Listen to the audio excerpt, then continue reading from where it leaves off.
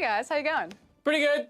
Had a fun first series, a lot of weird picks. Hopefully WE brings us back to reality. Okay, man, you have strong opinions there on the meta. Well, let's get right into it. Playing for the final spot in the group stage is going to be Team WE versus Young Generation. Now, Team WE took first seed after a proper smashing in a different style than we're used to from #1 seeds so far. I've said it before and I'll say it again. Team WE are not your stereotypical Chinese aggressive team. They are not sprinters, they are marathon runners. It takes them a bit more time to warm up. They're more about the 35 to 40 minutes. And like I said, dominance, it's not found on a clock. Just because you don't smash someone in 20 minutes doesn't mean you're not a dominant team, and it doesn't mean you're not a good team. And that's exactly what Team WE are showing today. And it got better with time as well. The first game was relatively shaky, didn't actually have a goal deficit during any of it. And then, you know, by the final game, it was this crazy pick whatever you want, smash, because you already secured yourself in group stage, so, or the elimination stage, excuse me. And one person who started kind of rough was Shie, but he felt like he was ramping up over the course of the series. But on the opposite side, we look at Young Generation. Null, a very similar story, talked a little bit about nerves,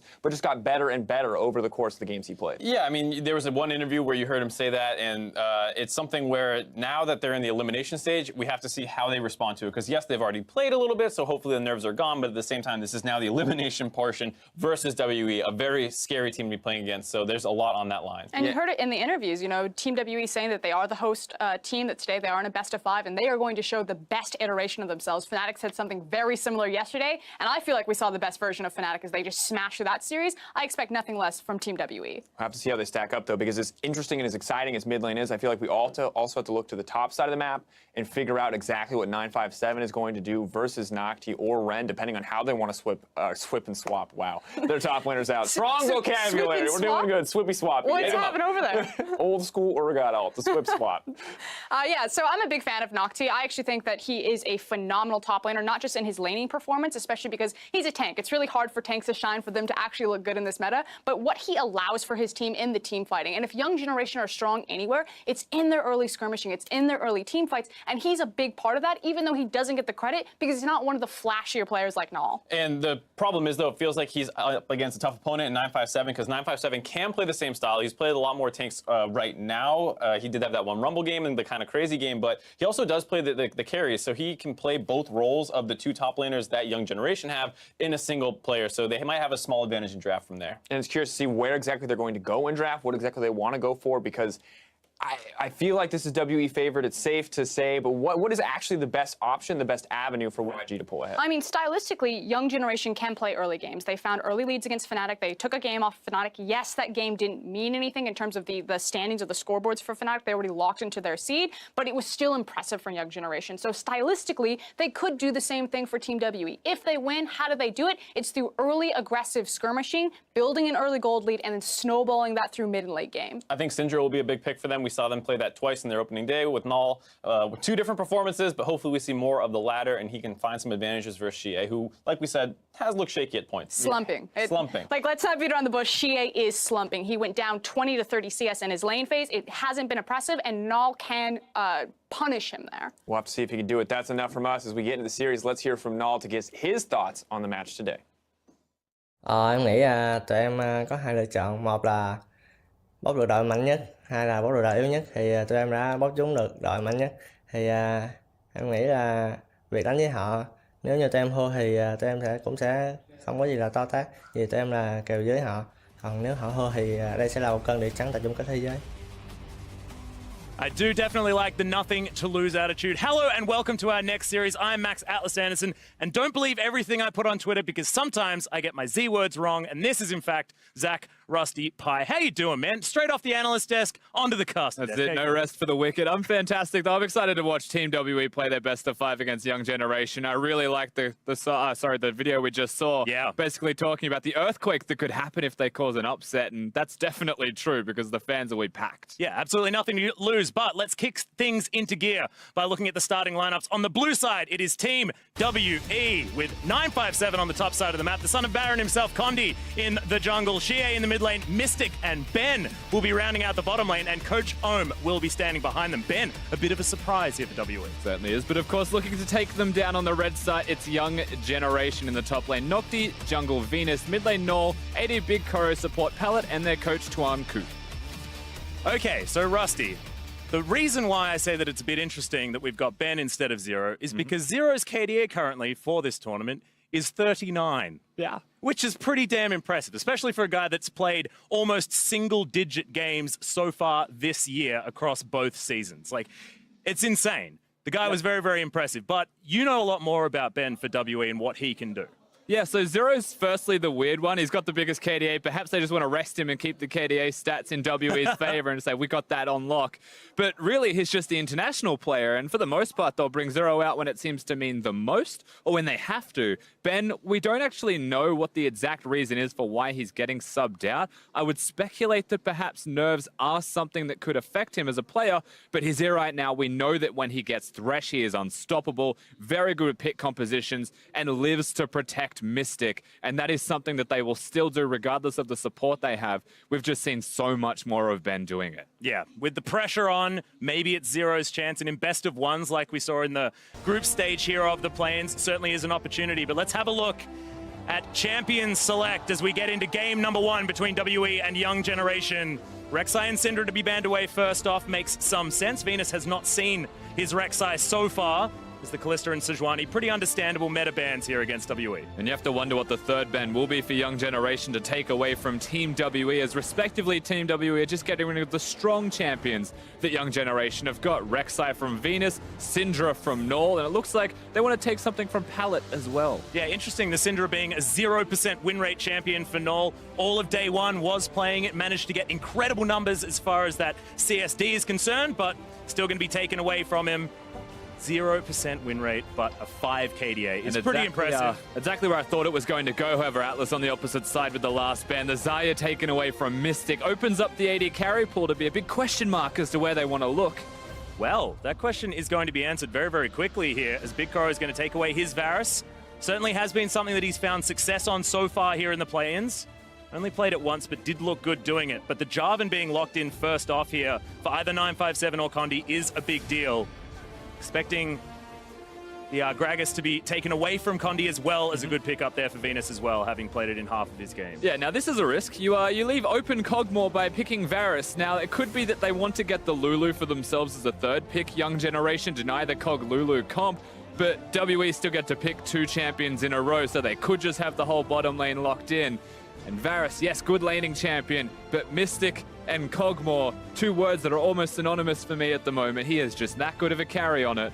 Yeah, this is really scary. And things like the Galio is still up as well. One of the champions that has missed the ban list, and that's going to be locked away here for WE. And that is a huge front line now that the little Void Monster can stand behind. Yeah. And have no worries at all. Of course, Venus is going to have a really difficult time if he is, in fact, the one playing the Gragas. Getting in there and trying to use that explosive cask to maneuver the Kog'Maw exactly where he wants him to be. But that is going to be that bottom lane that you mentioned, the Lulu and the Varus. A lot of high pressure to start things off, and Young Generation probably want to get the ball rolling as quickly as they can here against WE. Exactly. So we've got the Galio locked in by Sheer. We're going to go through the second ban phase here, but quickly we have to point out that Galio J4 for Team WE is just the SKT beating combo, basically, right? They're that comfortable with this team composition. Young Generation, almost as expected, will go towards the Lulu as a pick, denying that from Kog'Maw, but now they've gone for the Thresh ban. Yes, that's good away from Ben. Will it be a Janna? Will it be a Karma? Because once again, the ardent senses will be there for the Kog'Maw to protect him.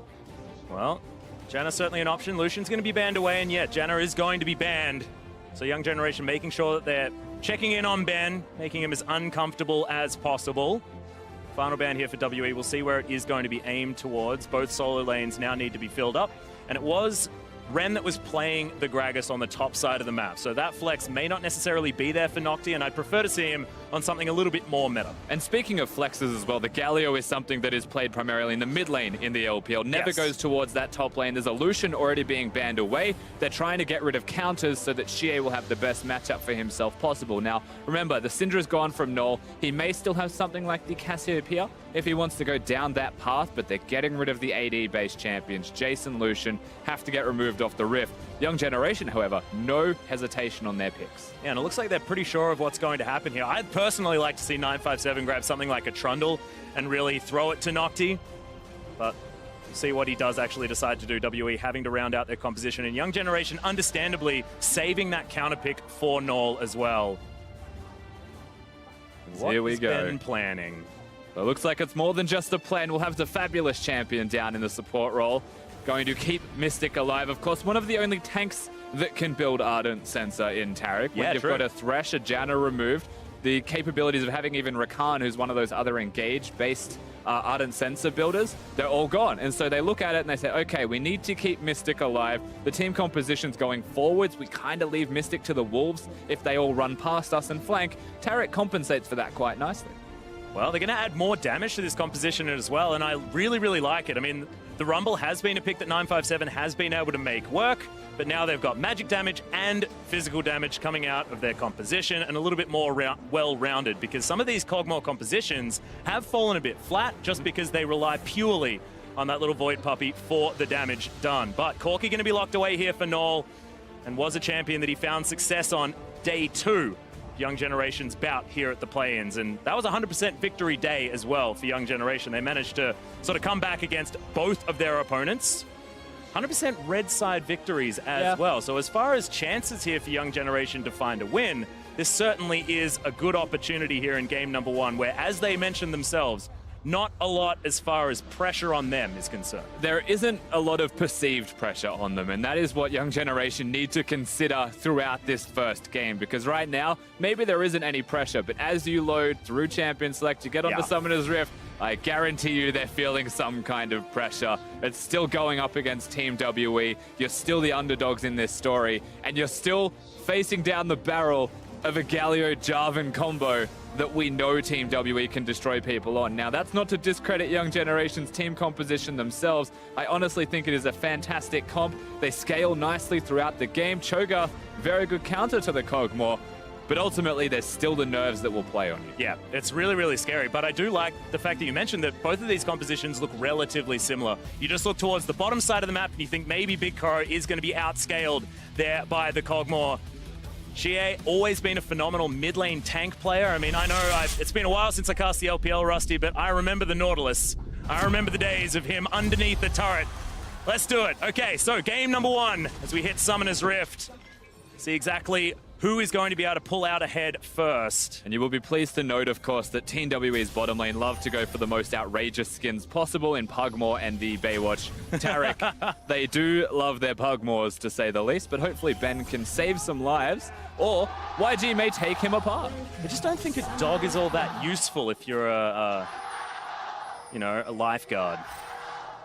That being said, Mystic might be able to prove us wrong.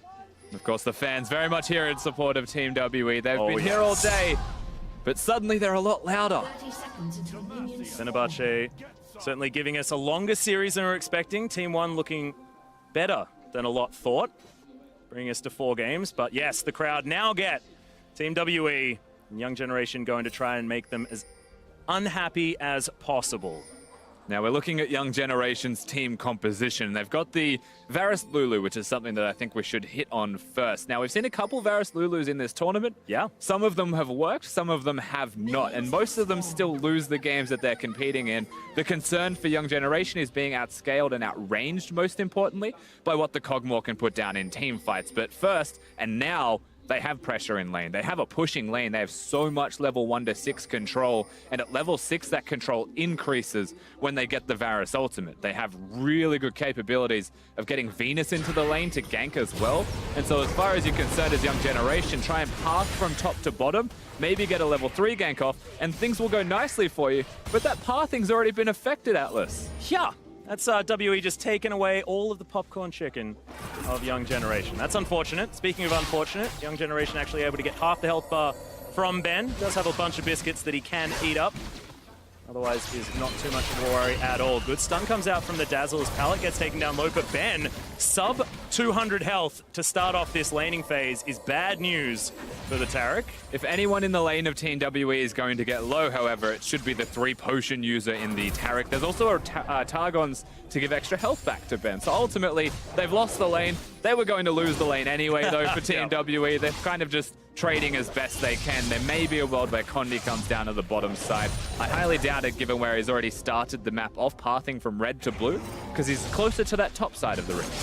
Well, we'll see whether he actually is going to help out 957 or whether he's going to be called down here much more quickly as we have a look at the damage stats And this is the really exciting thing about this matchup is because the damage dealers are in different roles, but they do massive amounts of damage for their team. We're, of course, talking about Mystic and Null. And this is one of those weird situations where WE like to draft themselves a cog more. You can see the comp is very heavily revolving around Mystic doing damage. Xie starts strong, will get weaker, but 34% big number for the AD carry to be doing when you pick a losing lane, similar to Patton from Fenerbahce, of course. But their opponent's Null doing that much damage for his team after we saw game number 1. You have to wonder if the nerves come into play in this particular game, but ultimately that's still a big carry performance from him. Yeah, and being able to rely on your mid laner that much as well in the current meta is something that we haven't seen quite some time. It has been a lot about getting behind the AD carries for the late game damage.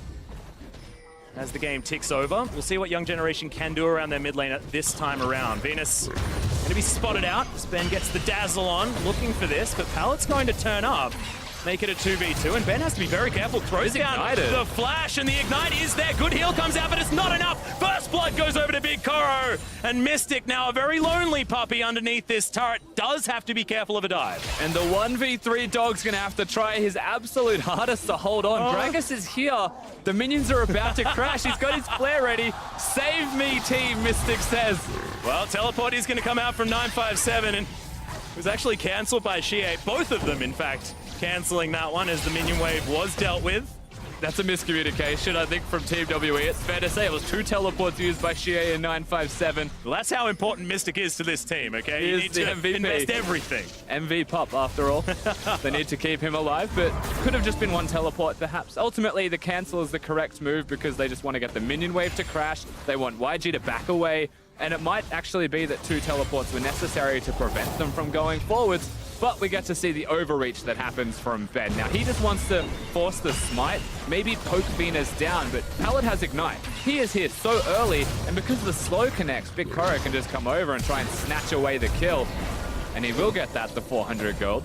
Yeah, and also does invest his flash, so it does mean that Condi will have an opportunity to get down here and possibly affect this lane. Varus can be notoriously gankable without that flash summoner. Let's check into this mid lane. Xie actually doing quite well as far as keeping up with farm, but Winds of War will, of course, help you out with that one. Yeah, so far as well, if you look at farm, I will say that the Jarvan's numbers are inflated slightly with the Krog taxes. Venus now looking towards top lane, only 14 to 32 relative with CS. But there's also a 10 CS lead in the top side of the map for 957.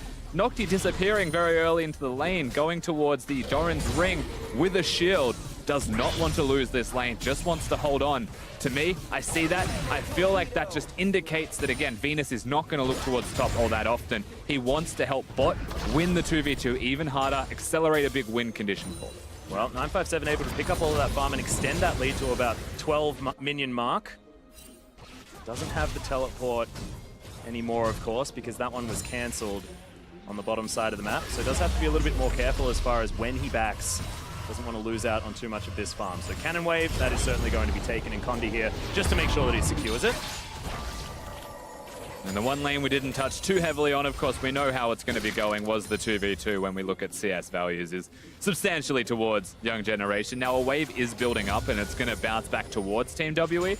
So in its current state, there's no point in Gragas being down here. Condi, however, will be looking at this as a giant target on the Rift, and if he wants to get a gank off, try and catch Young Generation playing Vision, and it's one of those small tests where you get to see how well equipped they are to deal with any kind of Condi's movements.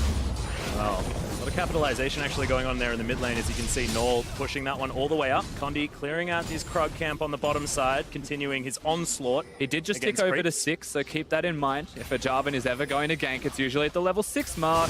There it is. Not wasting any time. Jumps straight in with the Cataclysm, and Big Koro cannot go anywhere. Condi grabs the kill all too easily and then just walks his way out. Probably grab a celebratory Rift Scuttler. Exactly right. So he'll be able to steal the control ward. They're going to try and prevent the dive. Pallet very smartly gets rid of the explosive plant, which is a nice way out if things go wrong. Gragas is not here. Pallet by himself. Drake, not all that worth it when it's just the Cloud Drake, but you have Xie level 6 as well. He's nearby.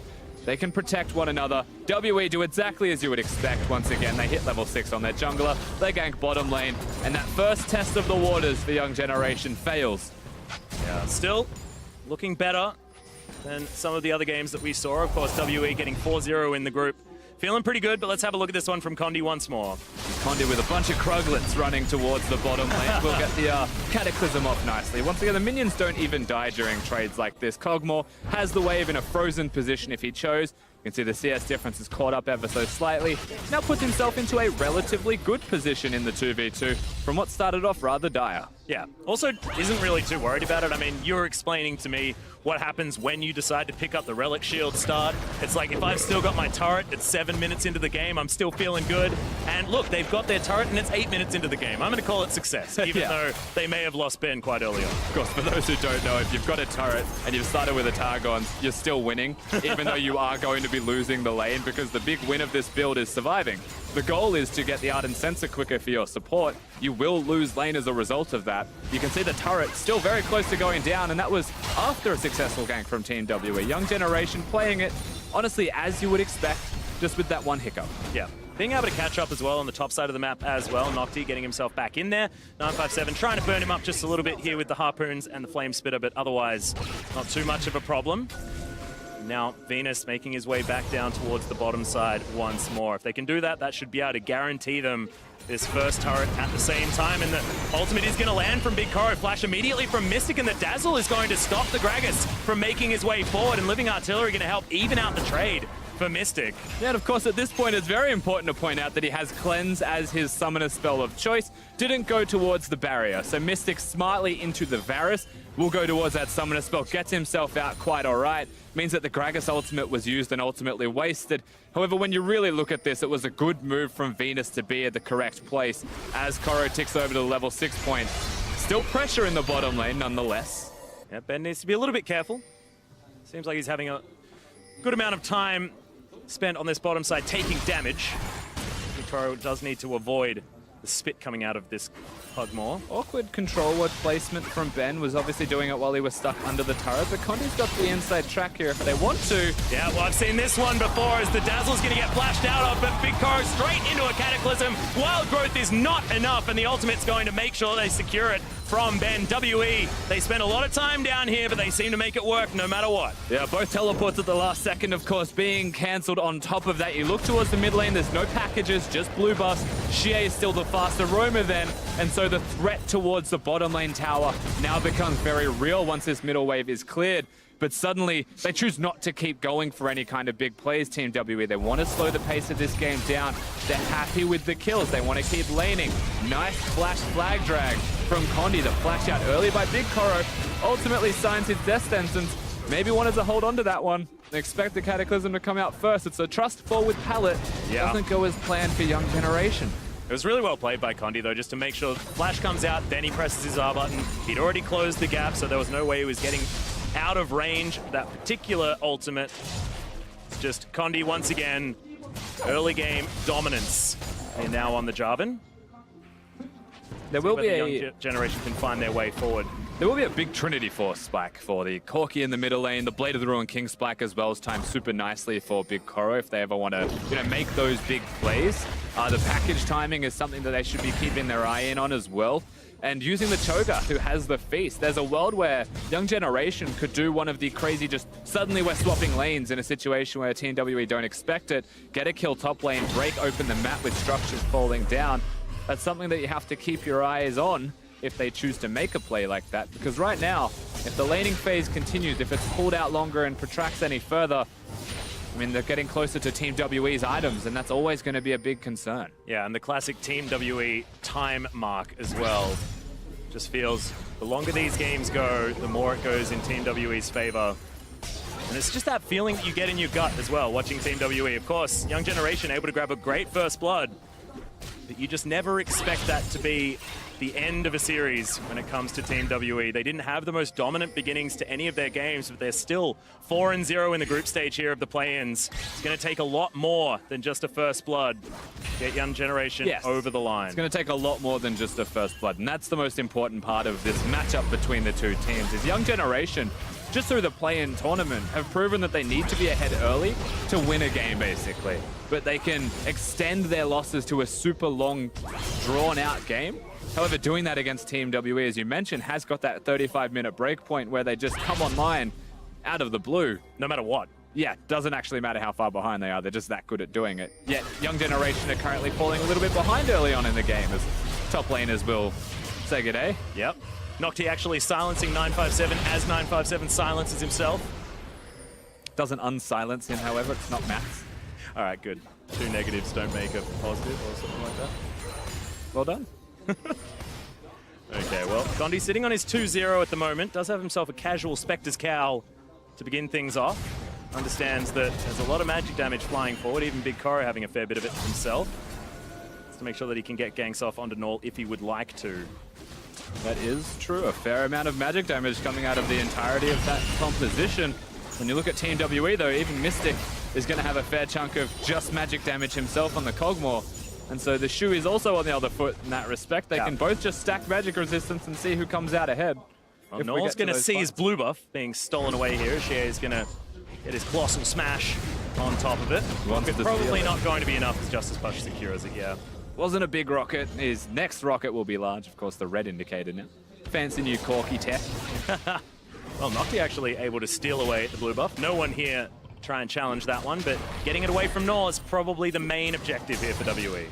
Yeah, it's not the first time that Nocti's done this either. So yes, they steal away the blue buff from Null, and that's going to be good because Shea then gets a bit more tempo in the middle lane, can control the waves. Corky's just recalled, in fact, and we'll have that package based off how fast the man is moving.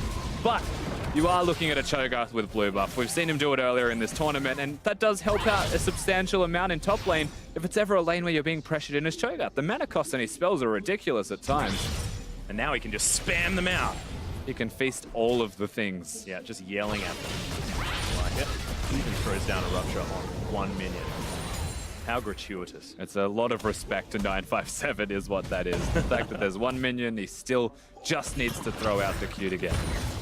Well, Venus hanging out towards the top side, but 957 knows exactly what's going on. Hanging out underneath his turret, make sure no opportunities are given to Young Glory's Young Generation's jungler. Does look like an opportunity, however, though, Atlas, when you're looking at Young Generation, the Corky package, you're looking at the minions crashing, they could go. Yep, special delivery. 957 does need to get himself out of here as there's the hero's entrance.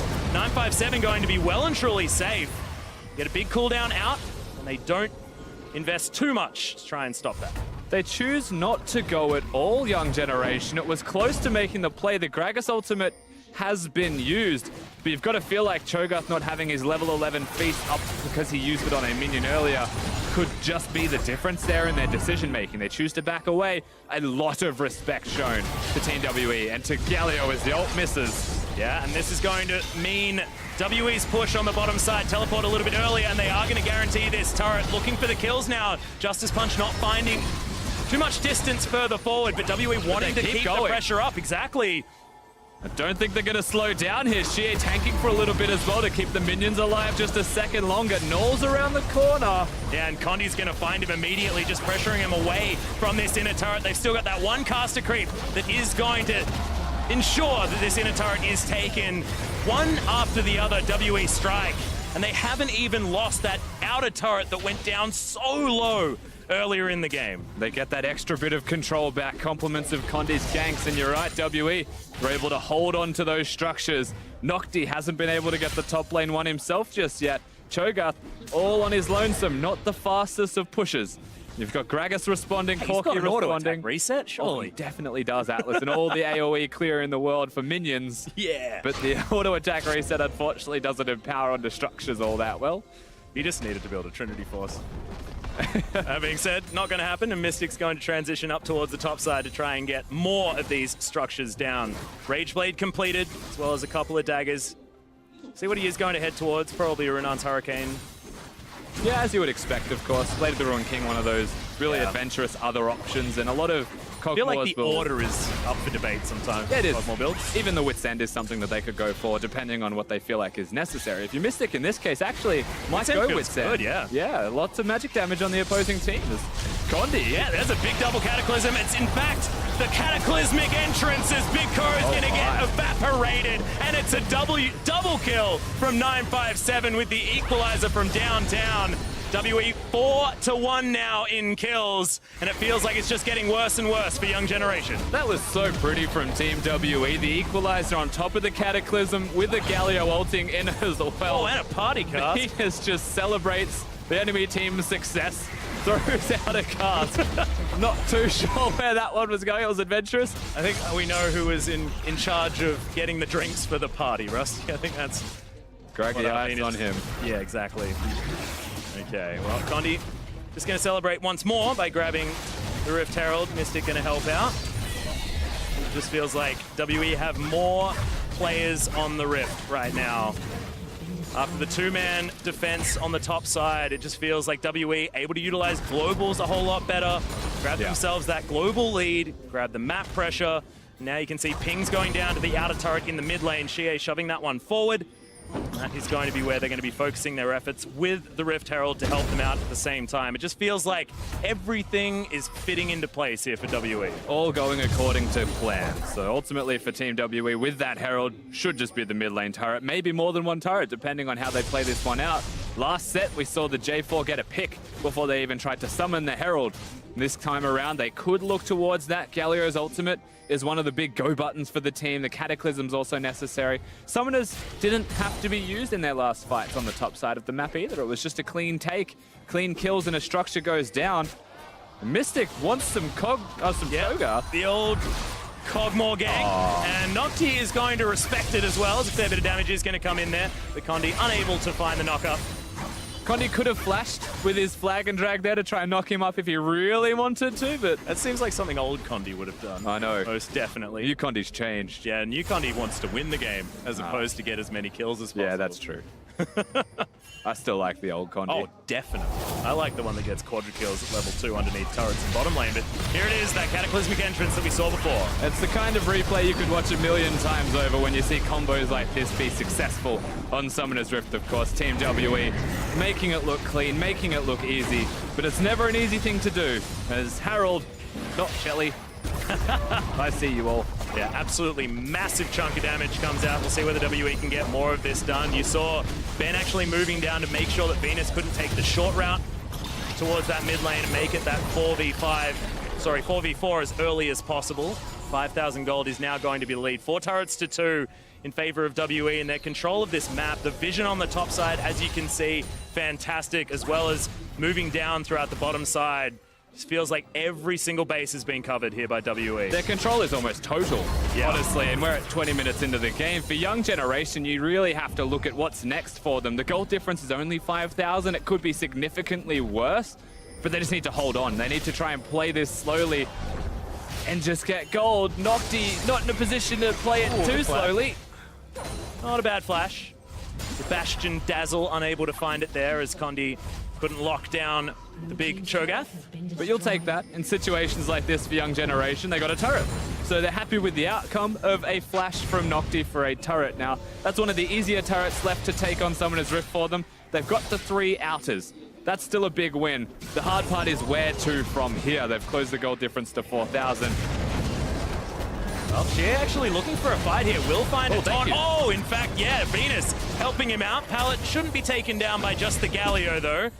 As Shea doesn't quite have the damage that he's used to with some of his other picks. A heck of a lot of magic resist, though. He still has a magic damage shield there as Galio. It's just it hasn't gone, and they've been using spells on him. His Adaptive Helm and Abyssal Mask, Rusty. He's not taking damage anytime soon. And some Merc Treads. Someone have some big Karo. We need you, buddy. Anti-magic zone is what Shea is right now. Yeah. You actually cannot hurt him with spells. I mean, he's got so many items. On the opposite side, I still wait for those spikes from Null. And even then, because he's a Corki into a Galio, the crits and magic damage makes you wonder who's going to kill the Galio. Pretty sure just shoot someone else. Try to ignore Shea if they can. But does almost have that Infinity Edge, and when you talk about Corki, you talk about power spikes. He gets one basically every completed item, and he only needs that recipe completed before that Infinity Edge does come in. So very soon, Nor will have item spike number 2, see whether they can actually make something happen, and if they can pair that with a package play, could potentially work out. But another engage from Condi. Yeah, 957 looking for more. Cataclysm comes in, and that's just the combo that WE seem to make easy. in the jungle. Effortless Yeah. from Team WE. The flash was used earlier by Nocti, and like a good cooking show, they know exactly who to target. This is the one we prepared earlier. Yeah, pull it out of the oven, ready to go. Now Venus's turn. Yep, flash from Ben is going to ensure a stun, but that just gets the flash trade from the Gragas. And Null, in the He is meantime... winning the game slowly for Young Generation. Yeah. If there's one thing you can take from it, Team WE finally hit the Baron. YG know this. Corki hasn't stopped. No, and there's no one actually going down there, and we've got Big Koro taking down the inner turret in the mid lane. This could actually be a huge problem, especially if the Gragas can make his way in, but it's not going to happen. He's going to get the turret. Trying to do what he can. Yeah, this could even be an inhibitor, potentially, as the Baron will eventually go down, but is it even worth it? Condi locks that one down, empowered recalls now to get them back home, but this inhibitor is so close to falling. He's going to get it. Yeah, inner falls in the mid lane, and Null, yeah, he can die now, and it doesn't even really matter. He's grabbed an inner turret, an inhibitor turret, and inhibitor as well. He may as well not even be able to kill him. Spray his face and yell, "Witness me" at this moment. He's done so much work for the team of Young Generation. He just got an inhibitor, and they've got a flash to get him in a teleport. This guy's a machine. Well, we mentioned that Null is the player that Young Generation like to play around, and he just got all the respect in the world from Team WE after making it completely worth it. Like, straight into all chat, like, absolutely. We have 40 seconds of the Corki being dead, but for the moment, it's absolutely worth it. The gold lead shrinks just a little bit more. That's the inhibitor where when the next Baron spawns, it's valuable to have taken down. So if he's able to keep going and keep split pushing, that could be the case. But even with 20 seconds left on Null, Baron buff being empowered for 2 lanes at the same time, WE will try and make this trade worth it ultimately in the end, even though they've made a mistake, and YG have punished them. Yeah, we actually saw this from our previous series as well. Team 1 unable to quite make the Baron work. This time, however, WE are shoving forward. They have this inhibitor turret on lockdown. Null's up right now, but WE still want to fight. Yeah, they do find the taunt on the Cho'Gath, but not necessarily the target they really want to go towards. But there it is once again, the cataclysmic entrance. And it is going to spell once again the death of the big void monster. Inhibitor now going to fall down, but it's not exactly giving them what they need. Oh, Mystic in order to finish this one. Oh my god, okay, take it all back. Mystic living artillery lands onto Big Koro, and Null is going to get out of the death chamber and straight back in there again. WE do not want to waste any more time. It's 25 minutes into the game, number 1, and WE have already secured the Nexus. You can't let them get these comfort picks. Shie on the Galio, the Cogmore for Mystic. It's exactly what they want, and Young Generation gonna have to go back to the drawing board for game number 2. And that's kind of just an incredible ending when you really put that into perspective. Null gets the bottom lane inhibitor, looks like the hero for them, and there's this really good moment where you're like, wow, Young Generation traded up. They were having a very good moment. WE said, what if we just run down mid lane and end the game because your Corki's already dead? And they literally just end it in front of them. So how's that for trading back? Well, and it's the commitment as well out of WE. They know exactly what they needed to do. And when they were chasing after the Corki, it felt like a crazy idea. But they had the end of the game in their sights. It wasn't necessarily like, at 25 minutes, you don't think, well, the death timers aren't super long and we just get one pick and we win the game. It's 25 minutes in. You would never have expected that. However, WE say, we got enough time. We got a Cogmore with close to 3 items. We'll be able to melt the base and take it down. It was just looked too easy. It was like YG were playing chess and WE were thinking with portals. Yeah, a little bit like that. But to get their thoughts on the team WE win, let's send it over to the analyst desk. Thank you very much, Atlas. All right, thinking with portals, that's one way to describe what WE were doing. More complex than chess? I don't know. I haven't beat many people in chess. Firstly, that was Rusty. I know that they're both Australian, and it's hard to tell the difference. Yeah, we were talking about that. Yeah, we were just talking about that. We were trying to figure out which one was which when they were on cast. All right, anyway, focusing back in, I want to start by talking about the pick ban phase. I want to talk a little bit about the strategies that both teams are trying to go for coming into this, because while at the end of the day, WE did out-execute, I want to know a little bit more about what Young Generation was actually trying to do here with their draft. Well, so on the side of Young Generation, we've seen a couple teams, and even they in particular during the group stage, go for this Lulu Varus bot lane. It has pretty good lane pressure. It's one of the better lane bullies for an AD carry once the Kalista is banned out, if you're just looking strictly early game. And so it feels like they're going for this game plan of, let's go attack Mystic, one of their strong points. Let's see if we can hold him down, and maybe we can snowball through bot lane. Yeah, and absolutely on the other side, it is the automatic comfort pick for Team WE across the board. This is the exact same composition that they won and beat SKT with at Rift Rivals. They run it all the time. The only kind of off champion here is the Taric. Normally they would run the Braum. Zyrene's talked a lot about how the Ardent Sensors really brought Taric in, so it makes sense that they would reach for that pick, but I agree 100% with Mark Z.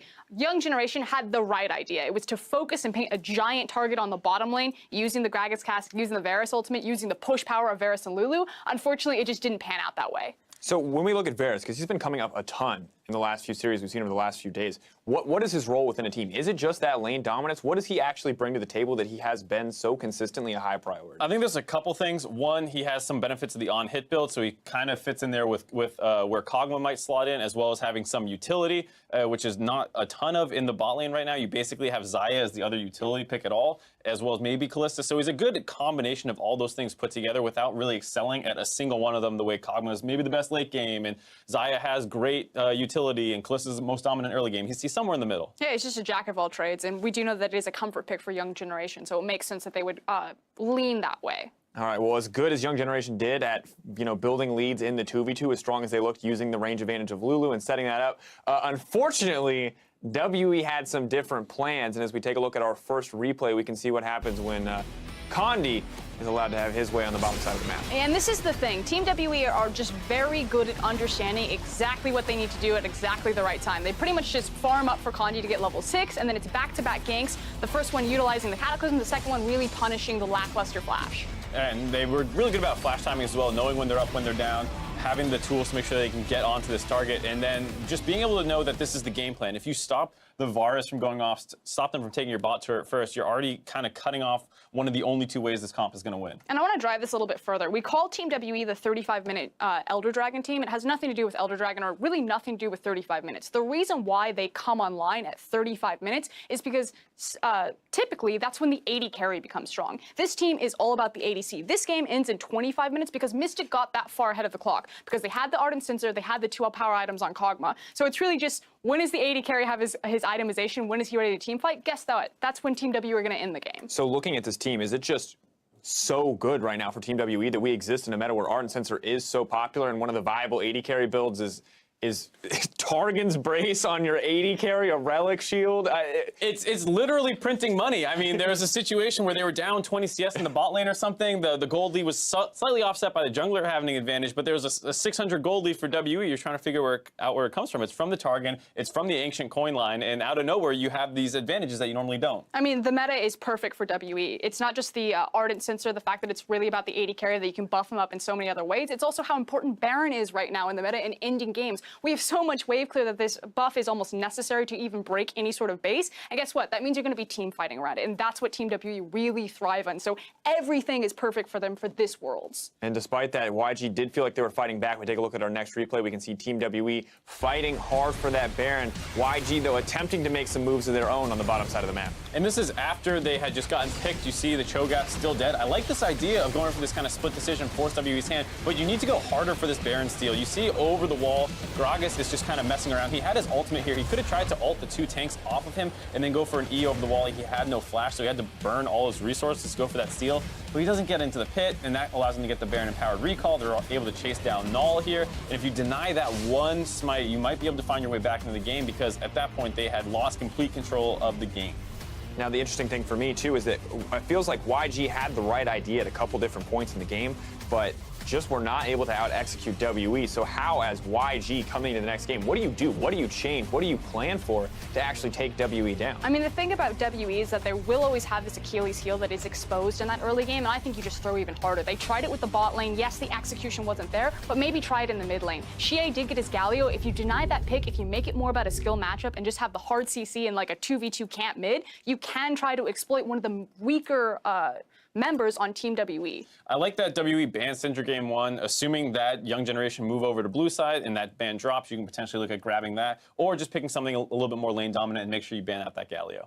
So feels like there are a few other options. The other member I think we have to highlight is Venus. I feel like Condi lived bottom lane 24/7, but it felt like Venus was a little bit late to the party on multiple occasions. Is it right to throw some criticism his way, or is this just a situation that could not be avoided on the bottom side of the map? I think it's a little bit of both. He fell really far behind in jungle CS as well, so he was probably going a little bit too hard, not quite the right timings, and I felt like they didn't find like that really big play. They had that one punish at the Krugs, but that was really it. And the other time that he came down, Condi already had a read on him. It's about the efficiency, you know. If he's not going to be jungling as efficiently or just clearing his camps as efficiently as Condi, he needs to be making it count with these ganks. But he didn't do that. He tried to go bottom. He was denied a couple times or counter-ganked. He could have gone top multiple times, maybe even looked mid just to get pressure there so they can move that into vision. But he just kept kind of one binary strategy. I think you just change it up. Focus on different lanes. Focus on different tactics. All right, we'll see what Venus can do. Team WE came out ahead in Game 1. We'll see if the young generation can even up the score in Game 2. The series continues after this commercial break.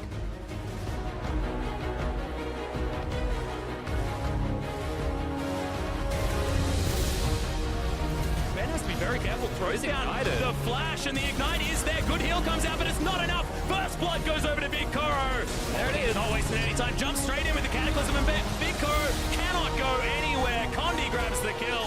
打架次数其实变得很低，上路是皇子直接强干英雄登场要来了，击飞了2个人，Big Kuro 直接被957的一个火烤给烤死。957 looking for more. Cataclysm comes in, and that's just the combo. The WE seem to make easy what they need. Oh, Mystic got to this one. Oh my god, okay, take it all back.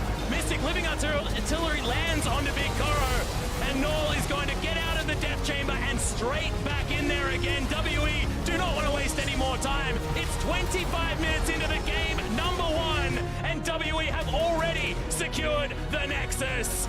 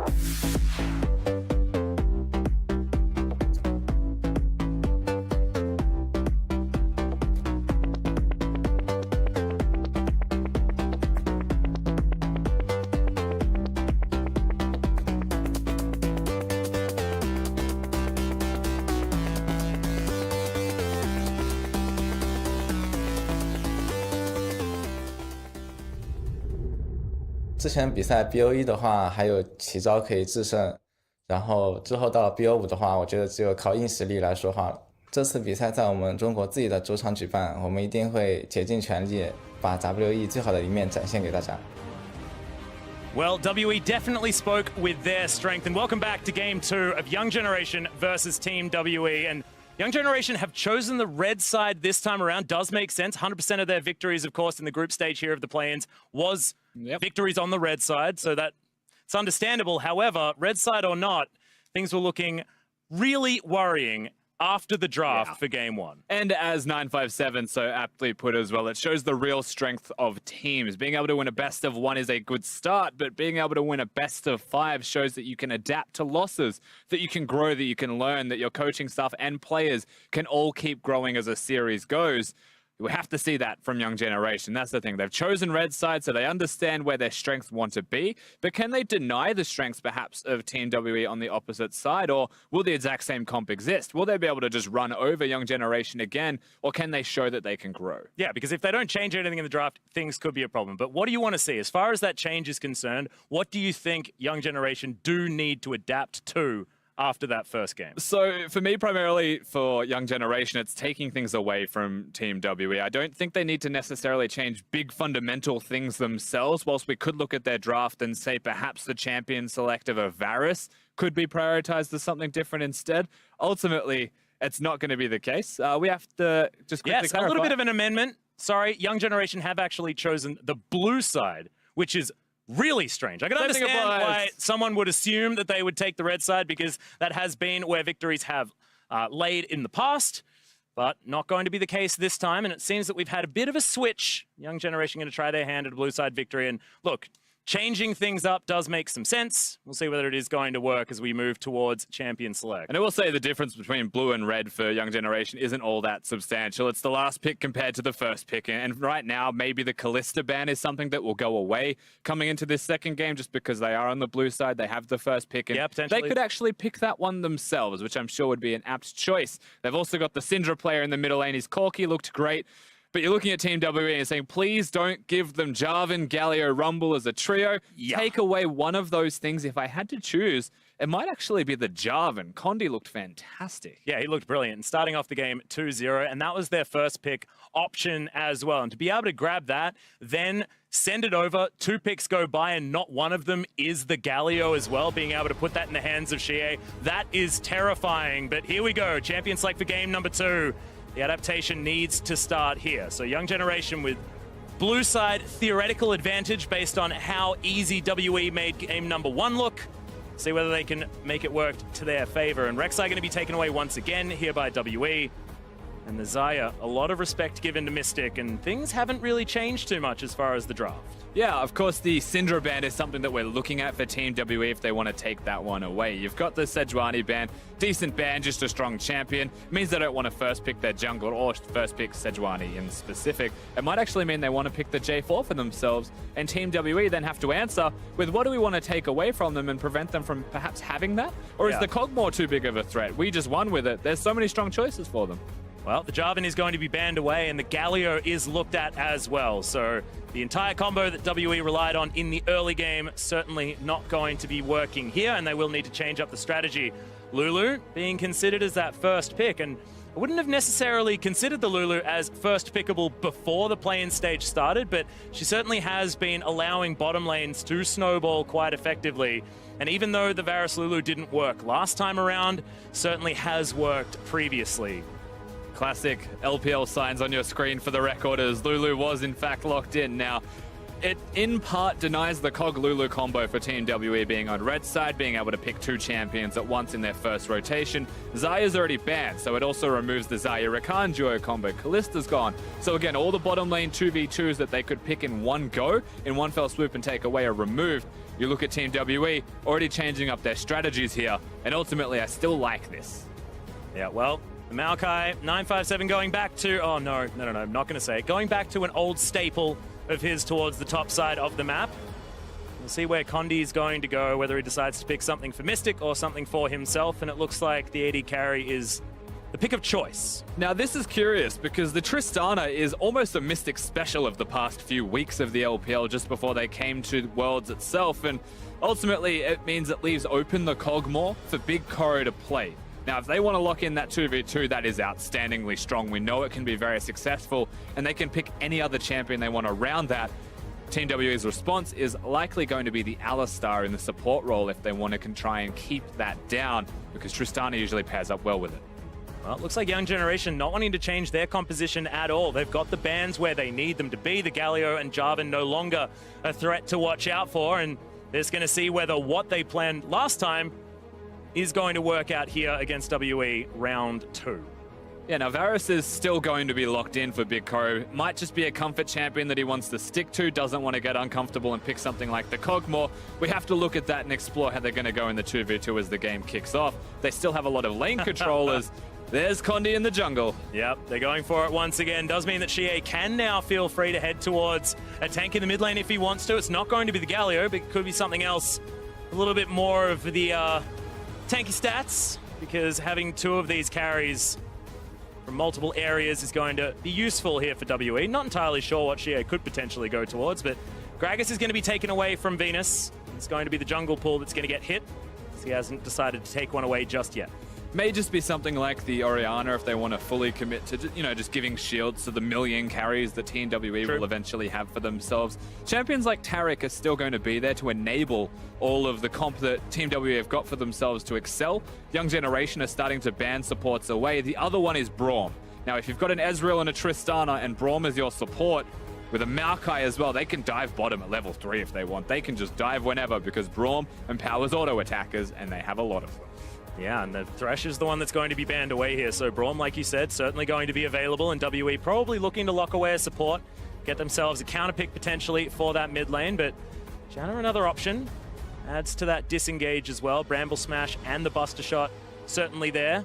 Yeah, Janna's always going to be a good option when you've got Tristana as the hyper carry. Lulu taken away means they can be the shield-based Ardent Sensi user.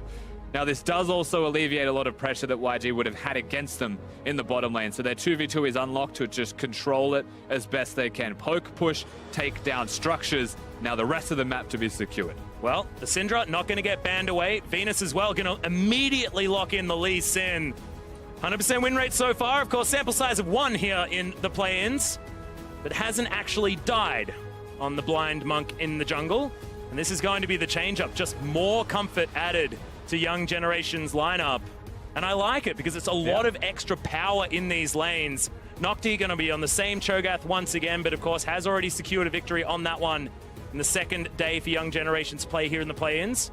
And Noel, despite the 0-2 scoreline for the Syndra, certainly did look good. And we got a triple 80 carry comp coming out from WE, but I guess 80% of Corki's auto attacks is going to be magic damage, so it does make some sense. I mean, the damage is mixed. I thought this might happen. Does this like create this Ardent Sensor monsoon destruction situation where you get to empower 380 carries with a monsoon? They're just sitting there shooting out of it? I mean, if that's how it plays out, then yes, absolutely. That'd it could be a cool. death bowl of attack speed and healing that Ben's able to provide for the team. Mystic right now may want to change summoner spells, so we're going to be running with 2 heals as well. What's wrong with double heal? Oh, there's not a lot wrong with it. There's just better.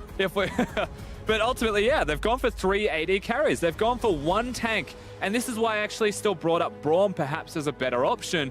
It's a support that can be a tank that can empower auto-attacking compositions, but can do a lot of other things, and most importantly being that second frontliner, that second tank member. Janna's going to keep the carries alive. But the way I see this is they probably need to get ahead early here, Team WE, to snowball the composition. Because if you fall behind against a Lulu Varus and a Cho'Gath, most importantly, you'll probably just get popped every time a team fight happens, let alone Syndra and Lee Sin, 2 very good snowball champions that can one-hit carries with that Syndra outplay button that she has on her keyboard. The fact that Lee Sin can pick single targets off. Yeah, well, we'll see whether Venus is going to be able to get things done in the early game, because we know that Condi is going to be moving around the map as quickly as he possibly can, trying to affect these lanes as fast as possible. So loading up here towards Summoner's Rift for game number 2. WE wanting to try and set themselves up for match point here in Wuhan. Home crowd advantage, but also the home crowd disadvantage of all of that pressure that WE do have on them. If game 1 is anything to go by, though, Not looking too worried about the situation whatsoever because it was domination to start things off. Crowd just going off. Yeah. Of course, wishing their team luck. Frostgoon has mentioned what it means an awful lot already. It's a great word, though. And so we'll watch as they slowly pan out onto Summoner's Rift. Again, we mentioned the early strength. Well, right now, WE's bottom lane in the 2v2. Ben and Mystic. I mean, they've gone for the Targods, they've gone for the coin. They're going to try and just hold on for their lives. Tristana has a decent amount of wave clear, so relative to what Varus and Alulu will output, they'll probably still push WE under the turret. They just won't have as many minions to threaten the structure itself with. You're looking at the junglers once again as the big priority. The early pressure Lee Sin, almost forced because Ezreal was there.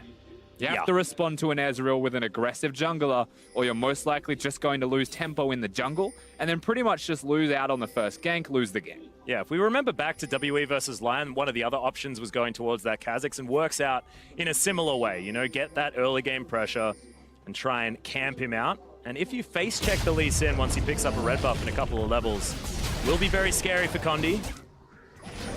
Question is what they're going to be able to do this time. It is going to be the red buff start, but will it be a level 2 gank, something like that? Perhaps. And which lane is he going to head towards as well? Because, well, right now, yeah, looks like top could be the option. He's actually about to find him at the bush. They're about to spot each other. Oh my goodness, Nocti already using the flash and the red buff is there. Condi just going to move straight back into the brush. Condi could have flashed. Like, they could have went for that kill if they really wanted to pressure it, but Condi holds on. He knows the blue buff's about to be shown as missing, but what Young Generation have done smartly on the opposite side is they've warded the enemy blue buff. Process of elimination now with the rest of these wards that Condi is carefully and expertly skirting around. He is just hard committing to ganks. Yeah, lane after lane here. Really good scat of the week, though, as Noel gets Condi out of the way. Condi not going to be too worried about it, just going to leech some XP. Yeah. Move himself over towards his blue side. Now, Young Generation have survived both of these ganks. You've got a flash use in the top lane, absolutely nothing used but a bit of mana in the middle lane. So ultimately, they come out ahead. Team WE take a big risk to go for those ganks. And now we watch as they slowly try and get back into the jungle. But look at Condi. He knows that his blue buff's going to be pressured out. Has no vision he can place down there. Because once again, the bottom lane of WE are losing. So he just stays top. Yeah. He's just going to stay at one CS all game. Well, thankfully, it's the right CS, as they do get a ward in this brush. The red buff is there, and Condi looking for the first blood. Should be able to get it as the rupture at least lands. Nocti doing a bunch of work, but first blood does go to 957. Lots of damage coming out of Condi. Also saves his Q for the moment. The Twisted Advance connects. And Condi, as he walks through, 2 CS now, as he steals one away from 957. They will still get themselves that first blood. And a nice little buffer of gold going towards the team. Venus is still really much like haunting his jungle. They're going to be able to take away the blue buff. The wolves are going to be stolen as well. Shie, not a lot he can do against the Lee Sin. And a 2-level advantage, most importantly, for Venus as well. If we look at the race to 6, you would have to expect Lee Sin will win. Condi, very luckily, is going to have some catch-up experience bonuses. And look at these stats for Null. This is what I was talking about before. His Syndra's 0-2, basically a 5 KDA, and plus 22 CS at 15 minutes. This guy is lane dominant on this champion, despite how the games ended up on day number 1. Yeah, and 682 damage per minute is by no means bad as well. It's just that he keeps losing these games. The first time we saw him play as Syndra wasn't great. The second time, though, was fantastic, as we'll get to watch what happens in the top lane. 957 wards, holds onto the Twisted Advance, as does Condi with his Q. Note that as he's stuck, that's when the Q goes out, maximizing the damage. Nice little dodge. Condi, of course, with the Grasp of the Undying and a minion wave hitting him, still loses an awful lot of his health. Yep. But ultimately, the correct play from Condi. I'm still calling it cheese, but the correct play. Well, speaking of cheese, he's back there again, Rusty. No red buff this time. Doesn't have a buff. Yeah. Nor does he have a blue buff. Venus has that. Teleport from Shie is going to be used to get back into the mid lane. What are you doing? Venus now trying to get a gank underneath the turret here. They're full health. WE bottom side. Yeah, Safeguard's going to come in, but Mystic and Ben probably not too worried about this. They're just looking to try and get as much pressure on this outer turret as they possibly can. And he may stay, actually. The Lee Sin might just want to hang around if their goal is to get the structure. There's no teleport, though, from Nocti. You'd have to feel like 957's well equipped to be able to come down and counter gank this, and they don't know where Condi is. It looks like they'll err to the side of caution. Cute little stuff there, though, from Venus. It's not a gank. but it's still successful if his goal was damage to the turret. Yeah, and Condi actually able to catch himself back up as far as jungle minions are concerned. Don't let that confuse you though, ladies and gentlemen. That was a Krug camp that he took, so inflated numbers as far as that is concerned, but does help as far as the catch-up experience is concerned. Condi abusing that just a little bit.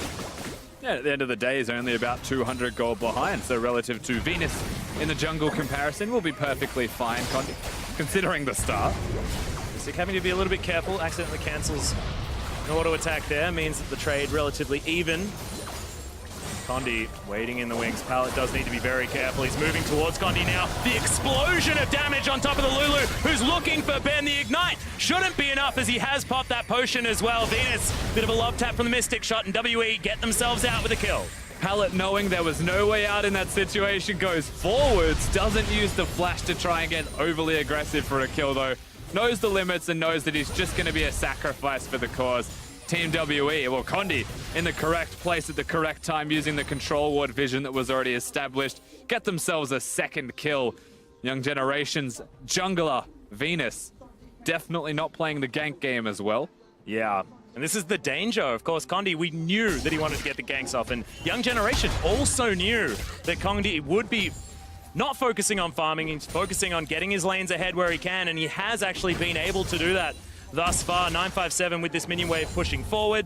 Nocti able to farm, absolutely fine, but 957 also will be able to get himself into a great position, and it's important that that one tank is going to be able to get the work done. But now you can see Null moving towards the bottom lane. And the Lee Sin, there is a chance that the turret is the focus. If a kill comes out, they're happy for it. Oh, that scat of the week was amazing.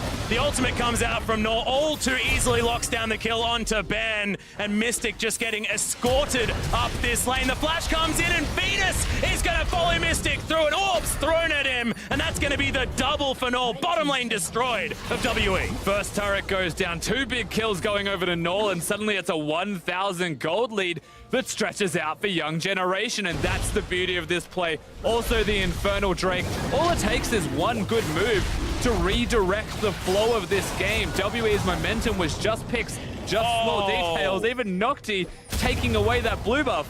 Well, Nature's Grasp is going to come in, and Condi wants to get this one away. Shie is going to be here as well as the Dragon falls in favor of Young Generation, but WE, they've got their eyes on the kills as Shie comes in with a Foss Bomb, all too easily takes that one down, and thankfully for 957, the turret is going to reset at the right time. Yeah, good flash out from 957. They trade as far as kills are concerned, but they still lose that first turret.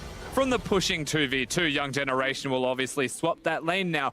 They'll send their bottom lane up to the top side, and they'll try and continue to repeat that strategy, this constant onslaught of just destroying structures, growing a gold advantage from these structures, and then turning that into a mid-game team fight when they get the big item spikes, ideally before their opponents of Team WE. We get to watch, of course, how Condi will lose himself a blue buff. Has Smite. The old Nocti walks up and yells at it. At 5 HP. Yeah. That's what the blue buff was. That tragic. Of course, this does sign his own death sentence in the end. It takes an awful long time to the point where Nocti can clear a minion wave, get a bit of extra health back. Still gonna die, but 957, he's got his flash. Twisted Advance doesn't actually reset the aggro, I believe, because they kill him before he can follow through with it. Also, Nocti giving over the double buffs. 957 will make his own life harder. And to that end, they are going to switch up these lanes as well. Big Coro just wanting to push this one through, and that outer turret falling on the bottom side. First up here for Young Generation means that WE a little bit behind the 8-ball, and as far as tempo is concerned, that play for Young Generation really did turn things around.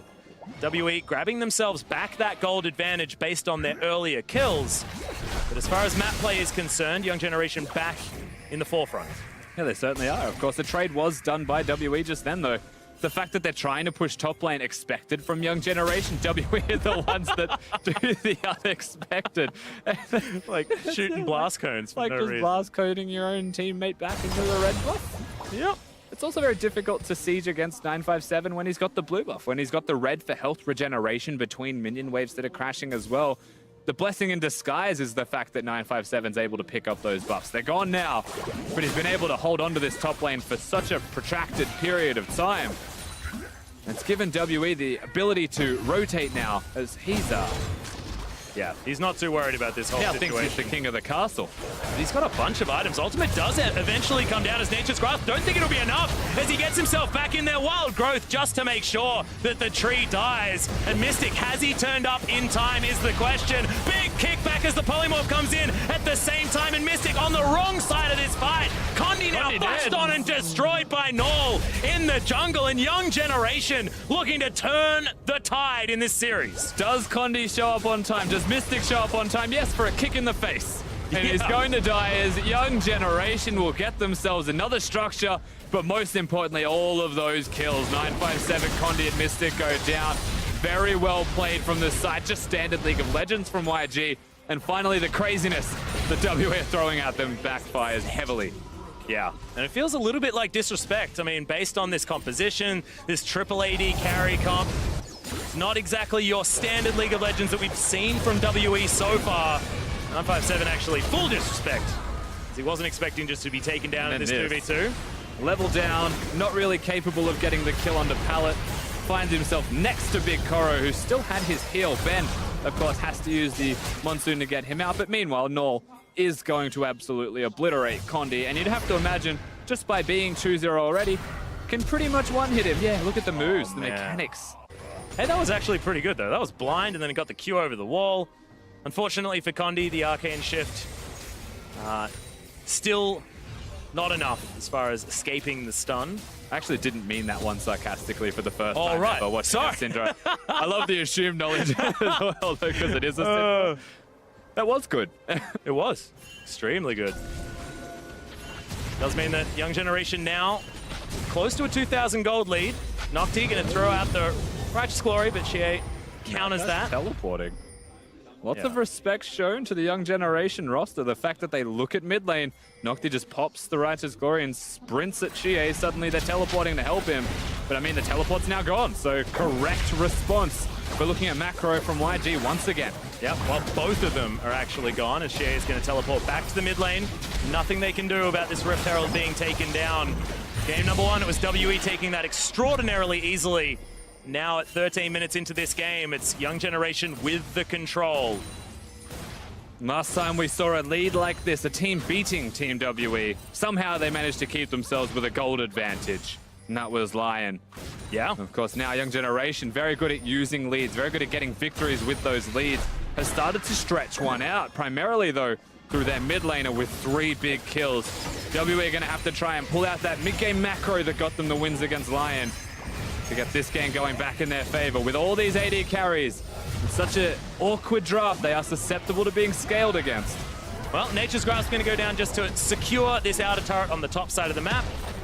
WE going back to playing Summoner's Rift as opposed to against Young Generation, which is what they're able to often utilize. Null, okay, going down relatively low. Yeah, Orb's getting thrown in. She not going to die from this one, and Null quite low as well. The rotation should be there from WE, and yeah, this will just be the outer turret falling down as soon as Harold gets one headbutt.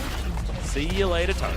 Yeah, they'll get that turret. Also looking towards the bottom side of the Rift, Nocti has been putting a fair amount of damage down on this.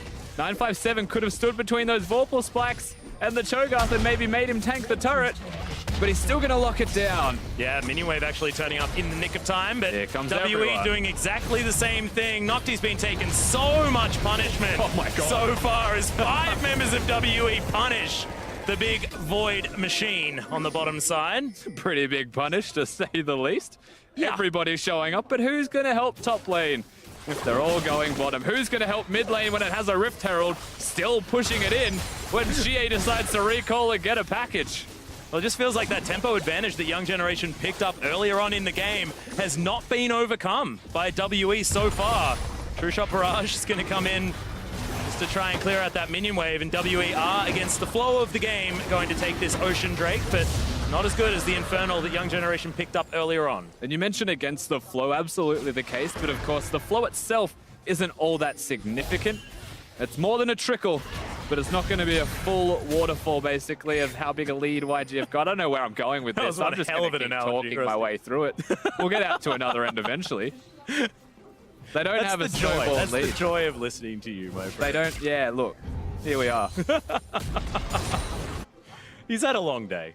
You certainly had a long day. And I appreciate you being here, because otherwise it would be the Atlas solo cast situation, and no one wants that. No one wants that, I'm sure. Oh yeah, well, I think it'd be hilarious. However, Noel setting himself up to try and take Condi down. Condi gonna have none of it. As he heads back home, Warrior Enchant is going to be on the cards, but does still need to get towards his Trinity Force. But he has got the Warrior completed, and that is important because when you look down the rest of the roster, the Infinity Edge is there for Mystic with the Ardent Sensor to support him and give that extra attack speed. You've got the Trinity Force there in the middle lane as well for Xie, and 957 with an amalgamation of mid-game items. Every type of resistance has now just completed his Ratchet's Glory at the second I mentioned his name, so thank you very much, 957. Well played. It means that even with a gold deficit, they've got power spikes. They've got the capability of fighting, yet at the same time, there are big power spikes for Young Generation. You don't want to discredit their current strength because they are slightly ahead in those items to their respective opponents. Big Crow actually going to change up his item build here as well, going for the Infinity Edge into Zeal item. Going to scale a lot better as far as those autos are concerned, adding that crit towards the build. As Xie possibly in trouble, as he's going to flash out of the way of Nocti. Rupture not going to land, the Feral Scream not going to land either. Young Generation going to have to walk away from the goal. Fancy footwork from Xie, but at the end of the day, he's not actually going to be dodging anything meaningful as Nocti was just standing still and auto-attacking him. No! Yeah, Condi needs to be careful. Oh my god! Okay, just not going to work as the kickback onto Mystic as he jumps himself over. 957 so deep as the Nature's Grasp comes in. He's looking for Null to try and take him down, and Xie going to get some revenge for the jungler. Mystic, such a massive shield actually coming in as Big Koro throws out the ultimate. Health bars are going so low as Null still landing the skills, and Big Koro just backing this one up. 957, he's not dying anytime soon, but they're out of damage. Pallet has the shields, he's got the heal, and that is going to be a huge team fight win for Young Generation. Effectively the ace as Condi comes back to life after Null has blasted him earlier in the team fight, and suddenly Young Generation to push middle lane. Only got the 2 minions, but the next wave crashes and the gold lead grows for them further. They look fantastic in this second game. They are taking apart Team WE. Yeah, it's looking brilliant. 5 turrets now to 2 in favor of Young Generation. That is going to spell 5,000 gold in the lead. So let's see how this goes, because it was very chaotic to start things off. Null is level 11 as well, and though there's a lot of shields, there's a lot of healing from Ben, it's not going to be enough to keep him alive. Mystic, honestly, I have no idea how he survived through what is going to just be charging at him after this. Good stun. Nocti's there, and you're like, oh my god. Yeah, no, he's in a lot of trouble. Big Koro's about to find him and weaves the one possible direction that will keep him alive to be able to survive for that long, but still losing the fight in the end because Null is destroying everybody in the back lines. Big Koro can flash forwards and secure the kill in the end. And Xie, well, he's about to find himself inside the belly of Nocti. And he goes into the death chamber. Delicious. Gentleman, Shogath. Not exactly a gentleman when he goes around eating people. Certainly working out here for Young Generation, though. Now, moving towards that 20-minute mark, I mean, it could be another story of a very early Baron. Could be. If Young Generation, who have all of the control that they could ever want on this top side of the map. No Mountain Drakes, though. It's going to take a little bit longer to secure any kind of Barons. No Blade of the Ruined King builds. Yeah, very true. So the exact same thing applies, but there is the Liandry's for Null, if there's one big positive. So if the Syndra is hitting the Baron, that will help a lot in burning it down quickly. Certainly does do a heck of a lot of damage, does Null. And knows exactly how much he can do as well. The cool guys don't look at explosions. Ultimates that he's been throwing out so far this game have certainly been working here for Young Generation. I have a feeling that in game number 3, they're not going to get their hands on this Syndra. Now you will say though that opposed to going for the Baron just straight in, trying to take it in front of Team WE, either a pick or forcing them around the map is the better play ultimately from them. And so Nocti being bottom is good. He has the teleport there. They're pressuring top lane as well as hopefully resetting that middle lane also. They're doing the correct moves to continue to push this game further. And in 60 seconds, there will be an Infernal Drake, and it's the second for them. And so that's the place that I would be looking towards. Does Null complete his Magi's Soul Stealer, Rusty? That's the real question. That's what we're all asking ourselves. Does have 10 stacks. Oh, yes. If ever you were going to get a Magi's, it would be right now. And he knows how well he does. Even in games that they lose, 5 KDA, gigantic CS advantages. Doesn't have the CS advantage this time, but he's probably still feeling pretty damn good at 5-0-2 in comparison to the 2-1-1 that Shie's been able to put on the board. Still, yeah, not necessarily a game where you can count WE out. No. But Young Generation looking brilliant at this stage. If there's one thing you know about WE is package delivered as Null is in trouble. Condi doesn't find any Mystic shots though, and the ultimate once again going to launch itself towards Shie, not going to get stunned up. That's a by deep the scale of the week. teleport. Yeah, huge one coming out from Nocti, who's going to lumber towards the corner. No. Ominousif just eats him round the corner. And now we've got a big problem for the Tristana. There's the alley-oop as Ben wants to try and keep him safe. Oh no, the slow comes in. Rupture not going to land. Remember, there is no feast there, but Venus, he's got some feet. He's just going to kick him in the head. And that is 2 quick picks onto both of the carries for WE. almost comical to see Shie just walk around a corner and find himself a giant gentleman that will just destroy him in one hit. Yep, so they'll go straight towards the Baron. They're the picks that we're talking about before the objective is looked at. And right now you're looking at perhaps a steal from Condi. 957 can throw the March of the Kittens if he wishes. Well, they're going to have to try and do something here as they're all standing behind the Baron. True shot below. Oh, he's going to take down Pallet and now gets himself towards the back of the pit. Their health bars are so low because it's and he steals away the Baron. Massive play from Condi, and the Monsoon keeps him alive afterwards. This could have been the turnaround WE were looking for, despite the fact that the gold isn't too much different. And did he just get kicked to safety as well by Venus as if an afterthought? It's like, welcome back to the other side of the Baron pit. Enjoy your Baron buff and have a nice day on Summoner's Rift. WE, I mean, they just put themselves back in the game from a situation where they absolutely should not be. Yeah, that is a Baron steal into outer turret in the mid lane, into this Infernal Drake towards the bottom side. Mystic shoving things forward, and their minion waves are now cascading towards Young Generation. Oh, this is a disaster. You stole my word. It is an absolute disaster. I was going to say that. Well, you can say it as well. I mean, it just means that I'm right, which doesn't happen all that often, so I'm totally okay with it. I mean, fortunately for Young Generation, it's still a 3,000 gold lead for them. So as far as disasters go, this is one of the better ones, that they still have the lead. But with a Baron buff there for Team WE, the opportunity to make plays now, control minion waves is going to be a thing as Shie. Yeah, he just doesn't seem to have very much fear. That is only Mercury's Tread's worth of magic resist as well. I immediately looked for Hex Drinkers and none of them are to be seen as Venus just finds it. But we get to watch, most importantly, this. The first thing you'll note is that everyone is standing in the back of the Baron pit. That is rule number 1 of taking Baron. Don't do that. The second rule is probably make sure that you kill the Smiter before you go for the play. You've got the Maokai ultimate and then the Smite battle. He somehow beats Elise in as Nocti's dead. Yeah, welcome back.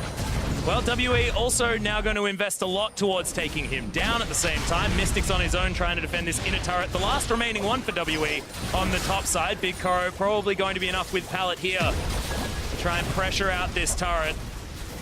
So kill in favor of turret as far as WE. So probably still feeling fine. As Ben's flashing on Null. Okay, that's aggressive. You probably don't want to be doing that, buddy, but Shie's going to turn up with a heck of a lot of the damage. 957 throws out some kittens, and that one's going to lock that one forward. He's still not done as he flashes into Big Koro, but the chains of corruption are there. Talisman is sorry. Oh, he's alive. Yeah, the item comes down, and Venus now trying to run out of the way of this one. Safety now for Young Generation, but with Null dead, WE with all the control on the map. Righteous Glory escaped my brain entirely during that chase. Thankfully, nothing else going to go down, and WE just going to walk themselves out. So did the Lee Sin, of course, manages to escape in the end, just barely. Maokai has a lot of tools to catch them, especially with that Righteous Glory. And Team WE get a pick bottom, they walk top lane, they still lose a turret in the end, and it feels like you've heard of the Reckless, right? Where suddenly the AD carry is just down in the bottom lane helping their top laner. Yep. It can be risky. WE are doing the 5-man Reckless. Feels like they're just all down there to kill Nocti. They're losing the rest of the map at the same time. But they've shrunk the gold difference to 1,000. That is significantly less than the 4 it was a couple of minutes ago. Yeah, we've got a big change actually coming in as far as item build. Big Koro going to grab a third item, Guardian Angel. just to make sure he doesn't get exploded by WE. He's against a lot of carries, so he wants to survive and be able to do damage in team fights. He's deep once again. He's just not having a great time, as he always seems to be surrounded by WE players. Ben not going to get eaten this time, and Shea is going to be able to lock down the kill. 4-2-2 now for the Corki. He's about to hit item spike number 3. It makes you wonder what the Cho'Gath is doing, waddling up the river, doing a scuttle crab, but at the same time, He's hungry. it makes you wonder more, so what is WE doing on the bottom side of the map when there's nothing to get there and they're not pushing their lanes? They get the picks. That's still what they're after, and now Cho'Gath's dead for 20 more seconds. They start to threaten. However, No more Baron. needing to be said, there is someone pushing on the top lane that they have to answer eventually, and they choose to. Is this that point that you had before about 80 carries, just pushing things forward? Yeah, in a way. Yeah. Well, Big Corey is going to get himself safely back after shoving it all the way through. Young Generation, remember, still have the kill lead, still have the gold lead by about 1,000. Grabbing an extra turret for themselves. The whole outer ring has been taken, and 4,000 gold is how much WE pulled back after that Baron was stolen away. And I feel like the Baron power play should actually come up under Young Generations, because they're the ones that started off this Baron. They're the ones that tried to go for that play. And it was WE reacting to it, getting the steal. Son of Baron himself taking that one away. And now here we are in a relatively tied up game. And it'll be so disappointing for Young Generation. They're not able to push this one through for a victory, because victory was so close for this team in the mid game. Oh, you could taste it if you were Young Generation. And now it's a far closer game than they would have liked. They do still have the Lee Sin and the Syndra. And that Syndra is 5-1 against 380 carries. That's a very much pleasurable experience to find yourself on that point in a game. You've only got one unleashed power though, Rusty. How are you supposed to kill all of them at once? Do you split the orbs? How do you do that? Well, you can ult before you press Scatter the Weak as well. Hey, yeah, that's true. Yeah. You can stun them all. And your W does true damage when you've got 5 kills. That's an awful lot of a carry's health bar regardless. But no, he's only going to be killing one person, Atlas, to be perfectly honest with you, and that's what he needs to do. Make it a 4v5. Yes, there'll still be 2 carries left, but there's one less damage threat, and you are still going to do damage even without the ultimate. And Venus as well is going to be trying to disrupt as much as he possibly can. Nocti can probably kill someone on his own. And that is about all of the carries dealt with. If they can get this ideal team fight scenario. WE wanting to illustrate one themselves. As you got a QSS done for Condi. It's not going to help him if Noel's going to press his R button, but we'll be able to get away from some of these stuns that he's been otherwise incapable getting away from. WE are very afraid to go near any side of the middle, actually. The river seems to be too dangerous for them. There's 10 seconds till the Cloud Drake and 30 till the Baron. It feels like WE are going to prioritize the Baron, but Young Generation will most likely take that free objective as you see them sprint down now. Yep. Get a bit cloudy. You'd say it's too dangerous for Team WE to walk in here at all, though. They got a red buff to secure as well. Wonder which 80 carry they give it to. I would Probably like it on Condi. I would expect Mystic, but he's been side laning so often that maybe even Shea is better than Condi. Hey, maybe. Rapid fire cannon either way on him. We'll definitely go to auto attacks off, but we know how Team WE works. Yep. We can speculate, but the answer's Mystic. Hop behind Mystic is how it's done, as Noel looking for more. Now the Cloud Drake, actually, it is quite scary. Looking at this guy who now has the death cap. In a weird way, I want to call it a poke composition that they've got, but I still can't really define it. They've just got a team rockets and mystic composition. shots, things like that. Yeah. With the disengage, does make some sense with Ben there. 957's the real MVP of this game so far, though, for Team WE. Just being able to keep them in it at all, because honestly, I still expect them to lose this game with how it has been going, unless they get another one of those big plays that they shouldn't get. Or another one of those big purple worms. They are hanging around now. 957 actually well and truly underneath the bottom inhibitor turret. And Generation know exactly what is going on, so WE backing themselves out. All it takes, though, is that one Cho'Gath flank, the silence hitting the correct targets, the Syndra killing someone, Lee Sin getting that kick. One member that we've seen be fairly not impactful on Summoner's Rift has been Venus. 1 or 2 nice kicks. Yeah. But he's never started anything off. He never got level 6 and immediately had that impact. I feel like we're at that slump for the Lee Sin as well. Now we're getting towards the territory where he just needs to get that one good position, that one kick to end the game potentially, or at least get a good chunk out of the base of WE. It is just really scary compositionally for WE, just because they do have so many squishies. It's not just a front-to-back composition like we've been seeing them run. It's not the combo comp that we saw in game number 1. It's definitely going to take some finesse if they want to navigate the fights correctly. Absolutely. And the one thing they can do, however, is take Baron in about 3 seconds. Oh, yeah, nice. Take Baron in about 3 seconds. I was worried a sapling was going to take that. Yeah, and at the same time as the blue buff went down, 957 kills award, so you think that he may have taken it, but doesn't. We're absolutely fine. To get the inside track and to actually be able to contest for this Baron is one of the hardest things for them to do. They've got the vision now, young generation, they've just started it off. They will do it fairly quickly themselves. Condi's nearby, teleports are in. Yeah, immediately going to come down. Condi jumps his way forward. It's a second steal. This time he's going to dive, and who cares? They trade, in fact. It's a 1-for-1. Junglers are dead, but Condi, he's the one that reaps all the rewards. This isn't fair for young generation. At least it exits the bit, and Condi's like, his name is Son of Baron. Like, this is a known nickname for Condi, Rusty. Why do this? Stop giving them opportunities to steal the Baron and doing it in vision.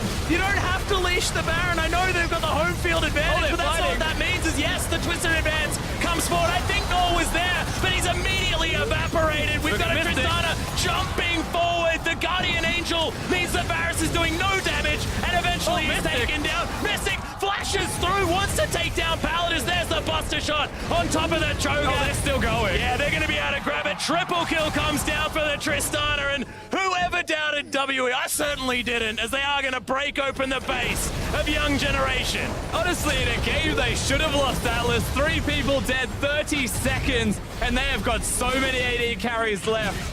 It looks like they'll be able to end this one, unless Venus and Palat pull out something special. Yeah, that was completely ridiculous. There's the kickback on Shie, but it just means that he can take more chunks out of this Lulu. Another Nature's Grasp comes in for 957 to make sure they can't get out of the fountain, and the Nexus gets taken down. It was even in kills at the end. WE arguably behind for the entire game, but now it's match point in this best of 5 for the home team.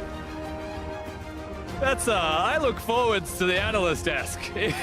How are they going to break this one down? Because Team WE was very shaky, to say the least. There was a lot of cheese coming out of Condi super early into the game. Level 2 top lane, level 2 top lane, level 2 bottom lane, and he just kept going. Yeah, but it still worked out in the end, because you know what? He is called the Son of Baron for a reason. You do not take the objectives around them, but ultimately, why was he able to steal these Barons? This is the thing, right? Young generation made that quite easy for him in the end. And now Noel, in another experience that was extraordinarily dominant, is 0-3 on the Syndra that he does look brilliant on. He was roaming around in that mid-game, getting kills left, right, and center, and the game didn't look losable at that stage. I mean, the composition from WE, not necessarily one that should theoretically work. It's just mispositioning, and the Barons just don't go for 50-50s ever, and definitely not against Condi. It's like 2 things. Like, I just don't know. I just don't know. He's feeling how young generation fans are Well, I could imagine that you've got, now, you got the coach backstage going, why? Yeah, and the thing is, you know, like the macro play from them was perfectly fine. They were controlling the sideways. They were getting turrets. Varus was split pushing for a bit, and it was working. You know, WE get a pick, but then there was a turret falling as a trade for it. In the end, however, they just couldn't keep up with Team WE's Baron steals. Oh my goodness. Relying on Baron steals is not necessarily what you want to do, but to get some sense on how Team WE took game 2, let's send it over to the analyst desk. Thank you, Alice. You're talking about YG's coach going like this, but WE's coach is probably just like, yeah, like we're somehow gonna win this game. I'll take it. Doesn't matter. So let's take a chance to look back. I mean, back-to-back Baron steals for Condi. We can take a look at the most recent one. This is crushing if you are young generation. 2 in a row for Condi in situations where he just shouldn't have been able to steal. The big thing is he gets it with his Q. He just Q'd it. No smite by either team. Venus is over the wall. So sad to watch. And the thing is the feast did come down in that one. Unfortunately, the feast wasn't available for the first Baron steal that Condi got, but it did go off in that one. And like you said, it's just the random Q that tags it. This is a game that young generation 100% should win.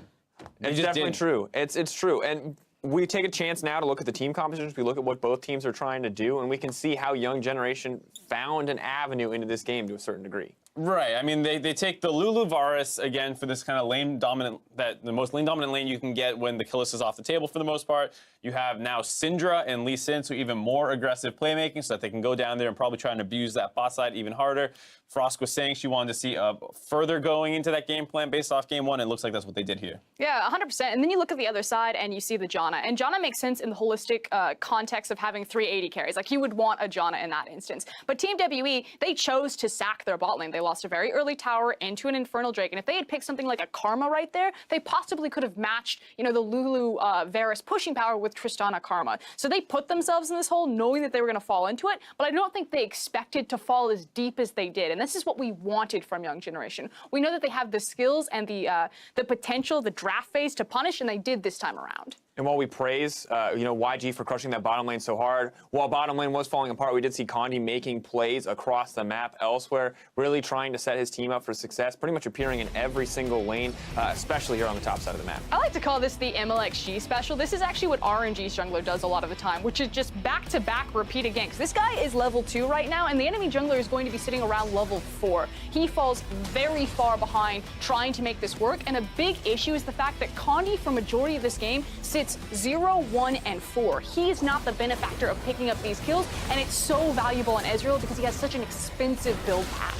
And here you see caught up already, level 4 to the Lee Sin, level 4. Venus didn't do a great job of getting too far ahead and didn't convert many early kills, but once they actually start pushing it even more, because like Frost was saying, they kind of sacked this bot side. 5 minutes in, the turret was down to around 20% HP. So all Young Generation needed was one play around the bot lane to start snowballing because the objectives are going to fall so fast after that. Well, and that's all it took. Let's take a look at that play that happened on the bottom side of the map. YG showing up when the pressure was on, making something happen, due, I think, mostly to Null in this instance. 100%. This is entirely a Null. He hits a beautiful scat of the week right there, then immediately just pops people. This allows them to take the tower, rotate into the Infernal. But here's the thing. It shouldn't be Null. It should have been Venus. And frankly, where Venus shows up, you know, good right here, he was actually just getting out-jungled by Condi. He wasn't having the same efficiency or the same impact across the map, and they relied on Null having to make that rotation as the Syndra. That and the 2v2 bot lane, of course. Both those guys were really the key factors for why they got that advantage. And yeah, it was 100% on Null getting down there. No vision in the bot lane. They had no idea this was coming, completely blindsided by the early roaming Syndra. And next we lead into a moment that I think was just defined the chaos of this game. This mid-game team fight coming in does end in the favor of Young Generation, but this one is just so messy. Have you ever seen like 6-year-olds play soccer and how everyone just kind of really fumbles around the ball? This is what this team fight, so uncharacteristic for Team WE. They're known for their great team fighting, and they just fumble all over the board here. Yeah, they burst Venus down. It looks like they want to chase them the pallet, but once he flashes this wall, they have no idea where to go. Mystic flashes up over there. Ben says, oh, flash 2. Doesn't actually get over the wall. Now he's next to Null. He gets bursted down. Nocti was the one they were trying to focus on, but now they can't get onto him. WE just completely scatterbrained in this fight. Everyone going to go down, and they're so lucky that this didn't happen 2 minutes later. It's too early in the game to actually get punished with a Baron buff. And that's the most unfortunate thing, because at that point, you know, Young Generation, they had full control of the reins. That was their game. That gold graph, just that gold graph is disappointment right there. Yeah. That is what disappointment looks like in a gold graph if you are Young Generation. This is... It's because it happened twice. 5,000 gold ahead. You're like, all right, we should smash this game. Oops, we messed up around Baron. Gold goes close to even. It's still about a 1,000 gold advantage. They still have pressure in the game, and you're like, all right, we're still good. We can still win this. Double oops. Double oops. Gold graph. You can't double oops in Professional League of Legends. Yeah, they just lose the game instantly after that second oops. But that is, again, kind of showcasing the strength. I know that Young Generation, they did a great job. They exploited Team WE. I don't think Team WE will go for the Ezreal jungle again. Young Generation had their read, had their number on that, played it well.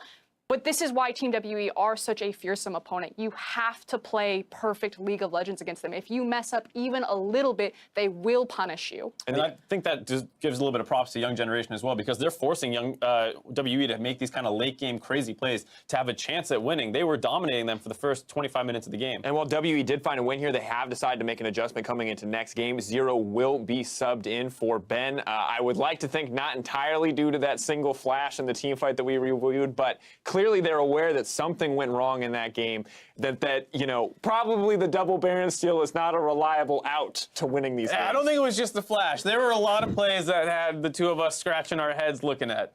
Yeah, and I've reached out to the team trying to get why are they playing Zero? Because competitively, Zero hasn't played at all outside of MSI, Rift Rivals, and now Worlds. So all 3 big international events. He has been scrimming with the team, however. He plays very closely with them. So while he hasn't appeared on the competitive stage, he has been practicing with the team this entire time. All right, well, Team WE are now at match point. Meet us right here after the break to see if Young Generation can take Game 3 and prevent the sweep. Don't go anywhere. We're going to be right back.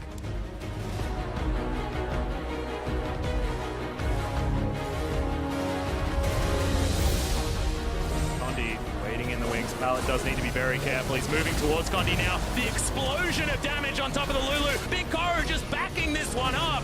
957, he's not dying anytime soon, but they're out of damage. Pallet has the shields. He's got the heal. And that is going to be a huge team fight win for Young Generation. 牛你的大招还没有好，大种子没有大招，康利想挑到了，还没提了上来，谢谢盲神，这一波赶紧走。 Immediately going to come down. Condi jogs his way forward. It's a second steal. It's match point in this best of 5 for the home team.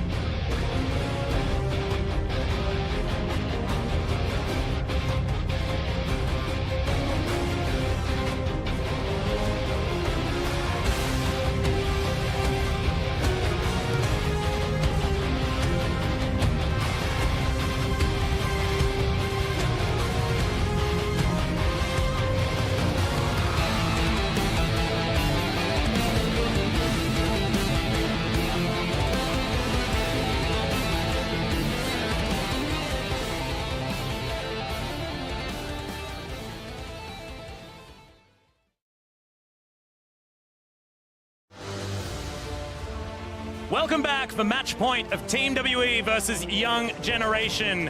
And a slight update here for the 3rd game of this series. Zero going to be subbing in. So he was looking brilliant when WE did start him after the first game or two for WE earlier on.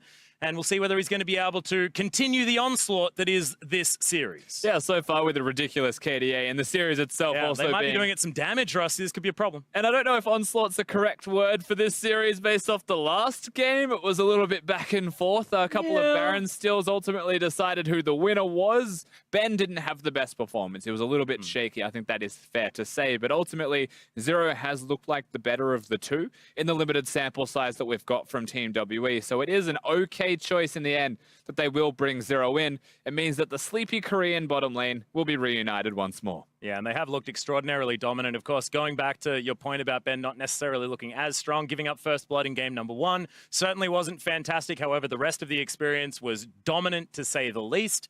Some of his Cosmic Radiances also were working out very, very well. And the other thing you have to look at, it may not necessarily have anything to do with Ben's performance. Changing up a player in game number 3, especially in a series like this, just throws your opponent through a loop because you have to ban different champions. You have to take different risks in the draft in order to go against WE, so they kind of get an extra fresh start as far as what they want to play. We know that Zero plays basically every champion possible on the bottom side of the map, so those bans may not necessarily change because things like the Thresh, things like the engage style supports that Ben does like so much, Zero can certainly do as well. You can as well, yes. So they share a lot of their champion pool, and you never really say the reason for the sub is going to be something to do with champions specifically.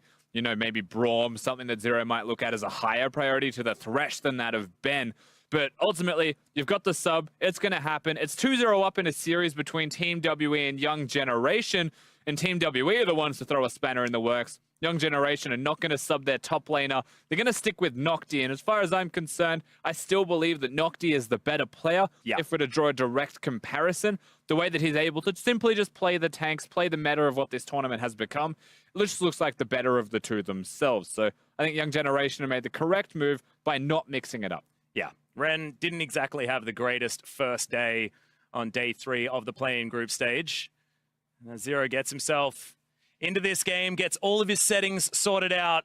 We are going to be heading towards Champion Select. And Young Generation, with the conversation we were having before game number 2, was what are they going to change drastically in order to get things working out for them? They made those adjustments. They had the successful early game that we knew Young Generation were capable of. Yeah. It's a team that's underneath the Gigabyte Marines, a team that is so explosive straight out of the gate.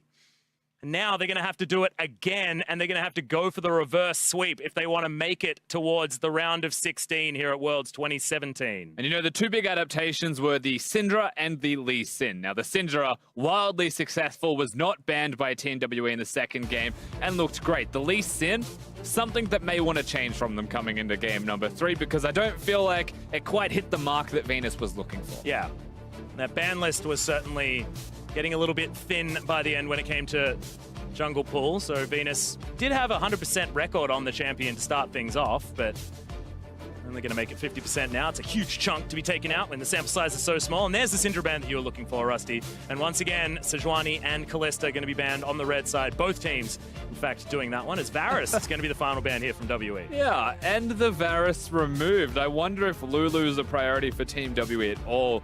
I'm going to say I doubt it. They wanted to just get rid of one of the stronger lane-based champions.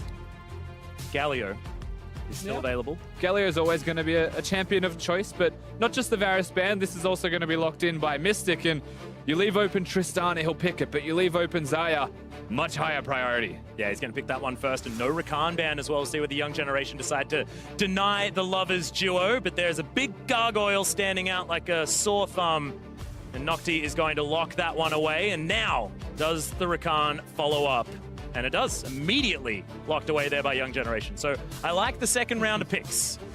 I like that they've picked the champions they have, but I don't know if I like that they've denied 2 champions explicitly from Team WE as their draft phase. The question is, can they play them to the level of Team WE, or are they just denying them? In which case, what is the rest of the composition going to be? You can't pick 5 champions with the sole purpose of denying it from your opponents, as Team WE now get the chance to respond. I'm expecting a jungler with this rotation. Well, Jan are going to be locked away, so the bottom lane most certainly secured, and there is the Gragas. The Wombo combo of Disengage for WE is available if they want it. Yeah, if they lock that one in, which they do, it means that champions like Corki and carries can also be looked at in the middle lane. for themselves. You're also missing the top laner from 957. They might want to find out if it's the Galio they're against or if it's Galio mid lane for Shie to be playing against him. And they may find that out through this next pick phase. Well, it's going to be difficult to figure that one out completely. So flex pick going to be working out here for Young Generation as they have to choose what bans are going to start things off. And junglers are probably going to be looked at here by WE as far as the focus of these bans. We did see the Elise and the Gragas banned away last game. Now with WE locking away the Gragas. See whether Lee Sin actually spends some time on that ban list. I don't think it will. It could, but potentially. I mean, what are the other junglers? I mean, you've got Olaf theoretically, but it's not Forlan. It's going to be taken to the Rift. Nidalee, certainly another one of those options. Very good tempo jungler. Venus may be a Nidalee player, but it's a lot of respect shown by Team WE just for banning that one away. Perhaps concerned about being outpaced through the jungle when Condi is spending so much of his life ganking opposed to clearing. Yep. Well, Rumble going to be taken away from 957. That extra damage of the magic variety on the top side of the map no longer there, followed by the Cho'Gath as well. So Nocti wanting to change things up as we move to game number 3. May mean that he's going to be taking the Galio. We've seen a lot of other regions moving that Galio topside, whereas Team WE do like to play it in the mid lane if they get it. It also means that Maokai is going to be up and available as one of the few remaining tanks to be picked in that top lane. Shen's also an option. 957 will be a good Shen player if he chooses to lock that one in response to something like the Maokai. So there's still enough top laners, let's say, as 2 junglers will be focused from Venus. I don't mind that they've gone for the Elise ban. It means that even Gragas could flex the top if they want, Team WE. Yeah, 957 certainly has played that one, but I know I don't really like being a prophet when it's not necessarily the greatest choice, but Venus is going to lock away the Lee Sin once again. Now Mystic playing with the crowd's hearts as you heard the gasps. They want Susan, but I don't think Susan's going to happen. He's going through the alphabet to get to Maokai. Of course, that is the expectation for Team WE. Maokai, we mentioned, one of the few remaining tanks left in this draft. Very strong top laner. I assume it will be into the Galio of Nocti. But they are going to keep that one unknown. So Young Generation on the red side once again. An element of surprise certainly there. And they do like to counterpick for Null, theoretically. If their history here in this tournament is anything to go by. The option to do so, of course, is there by being last pick. Shie is about to show his hand with the champion that he would like. Corki is something that we mentioned with the Janna Gragas composition. Maokai as well to stand in front and crowd control. As long as you're there, able to do damage, this also applies. Okay, so the Jace are going full AD for Team WE. I do like the Corki just because you get that mixed damage. 80% magic on the auto is certainly going to be feeling good. As Pallet, just do it. Don't be scared. This feels like they're messing with the crowd a little bit more. You can hear the audible excitement at every opportunity. The champion gets hovered. Well, Jace hasn't necessarily been too successful so far in the play-ins. Laning experience hasn't been the greatest, but that is going to be LeBlanc locked in for Null. So he's going to have a lot of assassination potential, and can Shie be that dominant force that we know he can be? Maybe not necessarily recently, but he's been warming up so far in this tournament. You have to cast your mind, of course, back to when they last played Jace in this tournament. Shie did have a decent showing. That's true. They were able to get the victory there. Team WE yet to lose a game at Worlds play-ins.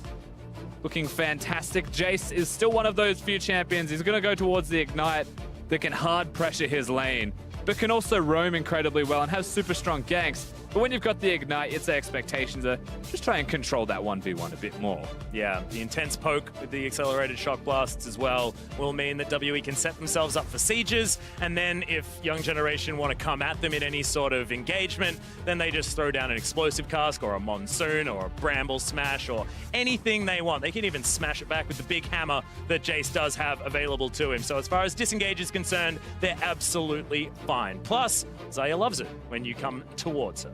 Absolutely. If you're walking towards a Xayah, then you're potentially working towards the win conditions of that team, especially when they've got the Janna protecting it, the Gragas protecting it, Maokai also able to help with disengages or get those big flanks off. Young Generation, however, when you look at their team composition, Lee Sin Galio, Rakan Galio, all very good wombos, very much applicable wombos that they're able to put into play here up against the Team WE comp. Yeah, not to mention the fact that they have disengage options as well in the Buster Shot, in the Dragon Rage kick, and then Nocti able to get there and help out. So I do like what Young Generation have put together, and I know I've been focusing a little bit, but WE not necessarily having the damage range could be dangerous. Yeah, it could be. Zaya and Jace, very low range champions. LeBlanc's chains will be... Oh, more like damage range in Magic and Physics. Ah, yes. Just said it real bad. I'm Yeah, sorry, okay. Rusty. No, I'm with you now. Either way, it still all applies. That's true. Yeah, but the amount of physical damage, that's true. If you've got a Galio that can stack one form of resistance, then it's a very happy Galio. Does prefer to be stacking the magic resist, but Yes. still is going to be totally fine. You can do both. You scale with levels when you've got a magic shield, so I'd argue that perhaps even just stacking armor is the better way to go, especially as a top laner. It might just be a Spectre's Cow straight into the Righteous Glory.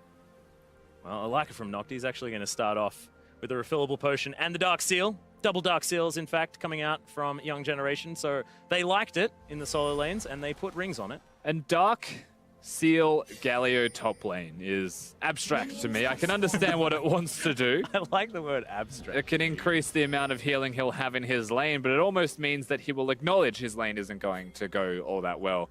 Doran's Ring for extra mana return, killing minions could help with using spells to clear waves, but it seems that he just wants to recall early. Just wants to try and trade with 957, use his teleport to get back to lane and sustain through that for an extended period of time.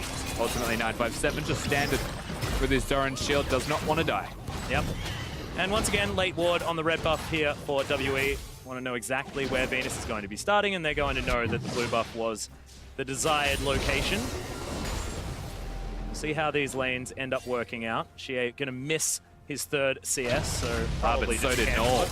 Oh god, okay. That was a really good trade. Incredible trade, actually. That's what Jace can do in the early levels, Rusty. How do you see this mid lane going, of course, as a mid laner, formerly yourself? But Jace just has a pretty good time into LeBlanc, unless the chains connect. It's all about skirting around. What was that, Speaking of Mystic? skirting around, that's the go forwards approach. Make sure that skill shots do not connect. Well, that is the kind of trust you want in a relationship, you know? Rakan launches himself at Zaya. Zaya just doesn't really mind. It's okay, babe. You can just head past. Is that how they get talk? some free autos. I'm not entirely sure, to be honest.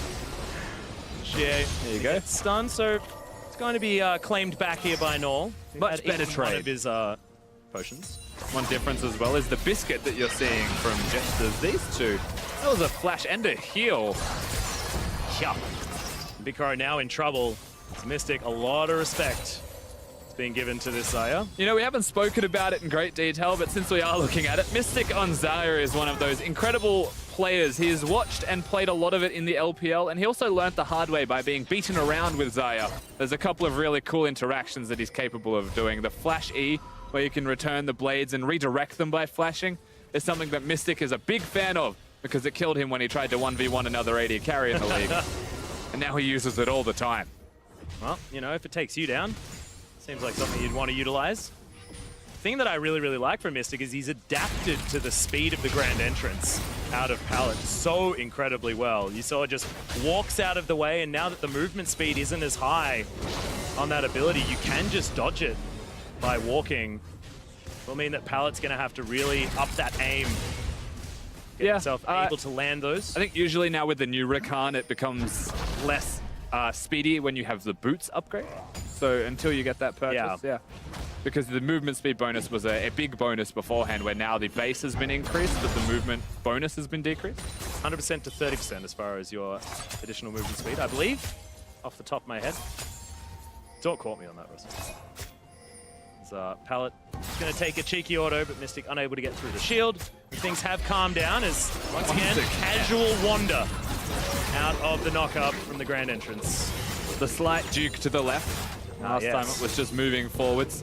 Mystic showing that he is not just an expert on Zaya, but that he can expertly work around Rakan, the other part of the duo. And Pallet not having a great experience trying to hit these Ws, but it isn't losing them the lane. It's just being pushed in. You will see a notable CS difference, however, between them. That's starting to crop up from the extra control that Mystic and Zero have been getting. Slowly but surely. Well, junglers, speaking of control, one of those wards is going to be taken down here by Venus. Has a bit of control as the Grand Entrance finally going to land. Barrier immediately thrown out there by Mystic, who's trying to get the damage back.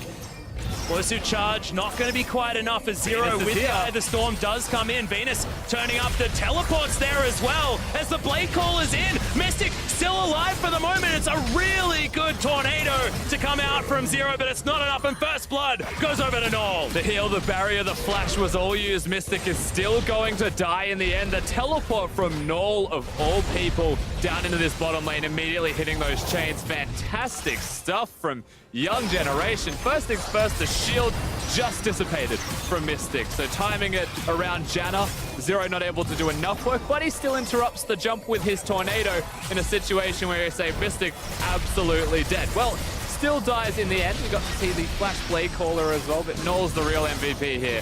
Condi with a too little too late scenario there. Watches as his AD carry dies.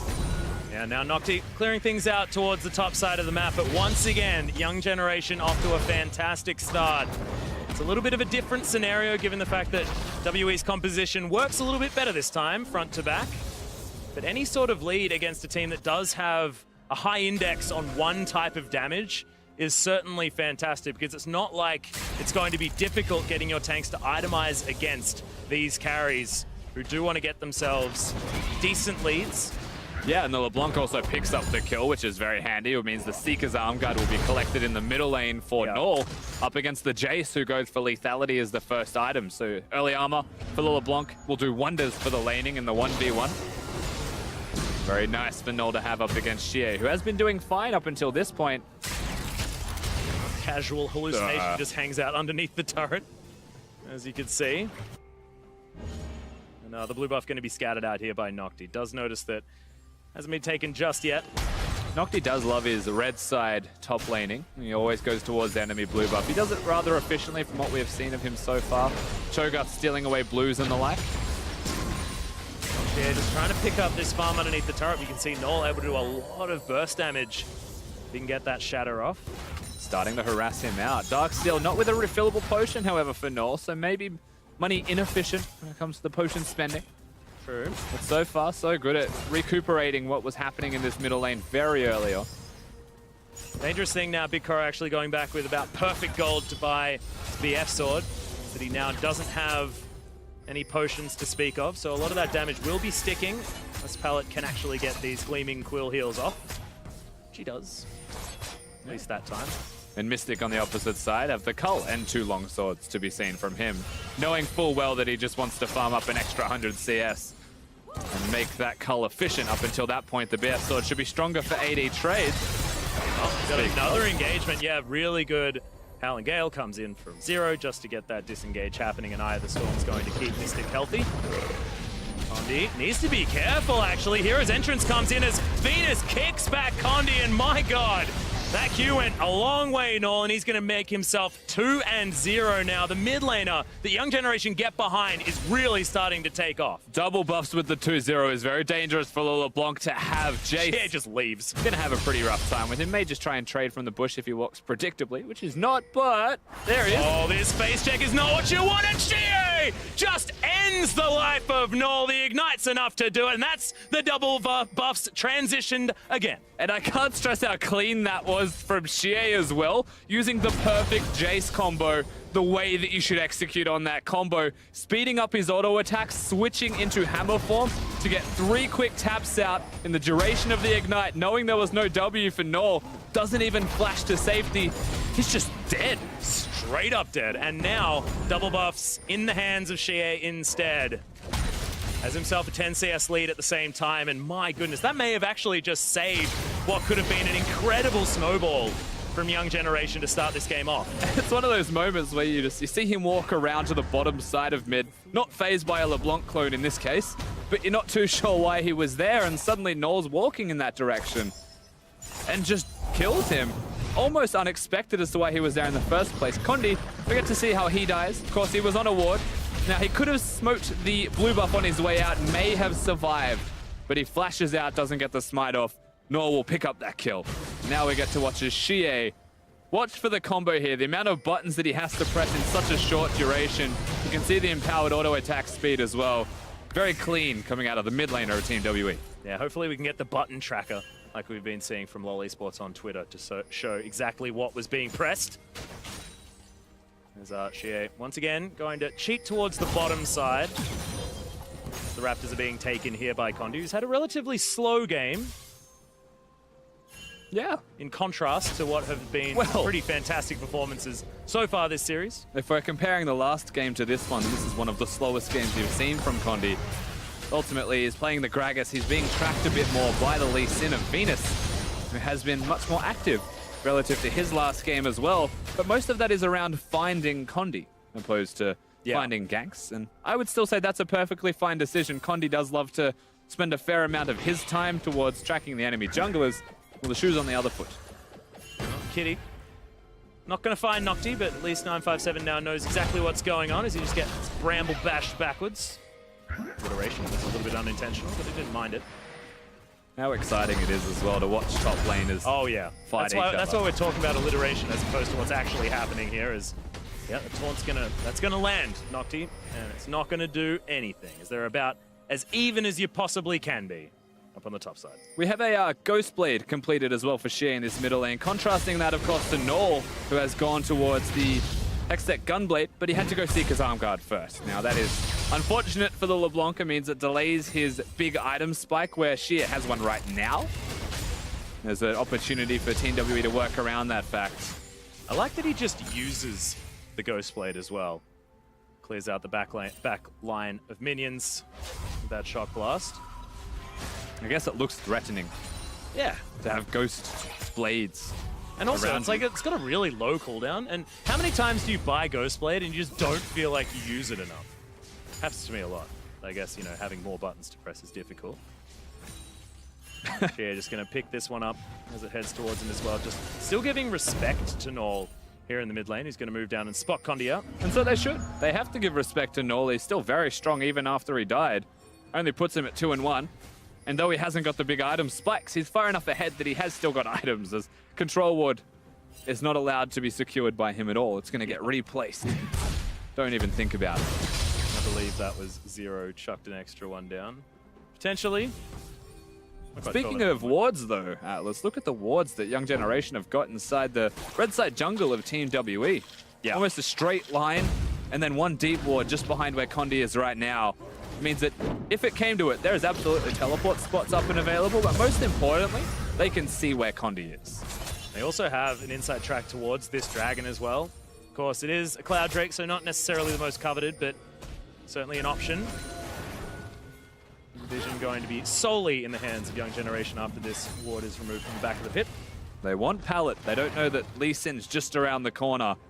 And this is now a risk as LeBlanc starts to collapse with it. Suddenly, you would say Condi's at risk. Yeah, and Shie as well giving a lot of respect here to Young Generation as Shie finds Null once again. Does need to be careful, but the root comes in. Hero's entrance is there, and Nocti gonna colossally smash him out of the fight. 957 makes his way through, but this is dangerous as Featherstorm comes in from Mystic. He's trying to get the work done. They're looking for Null if they can get him, but they still haven't been able to pick one. 957 finally able to lock down a kill, and he's so tanky. Nocti dies as well as Mystic grabs that kill, and they just did not have the damage.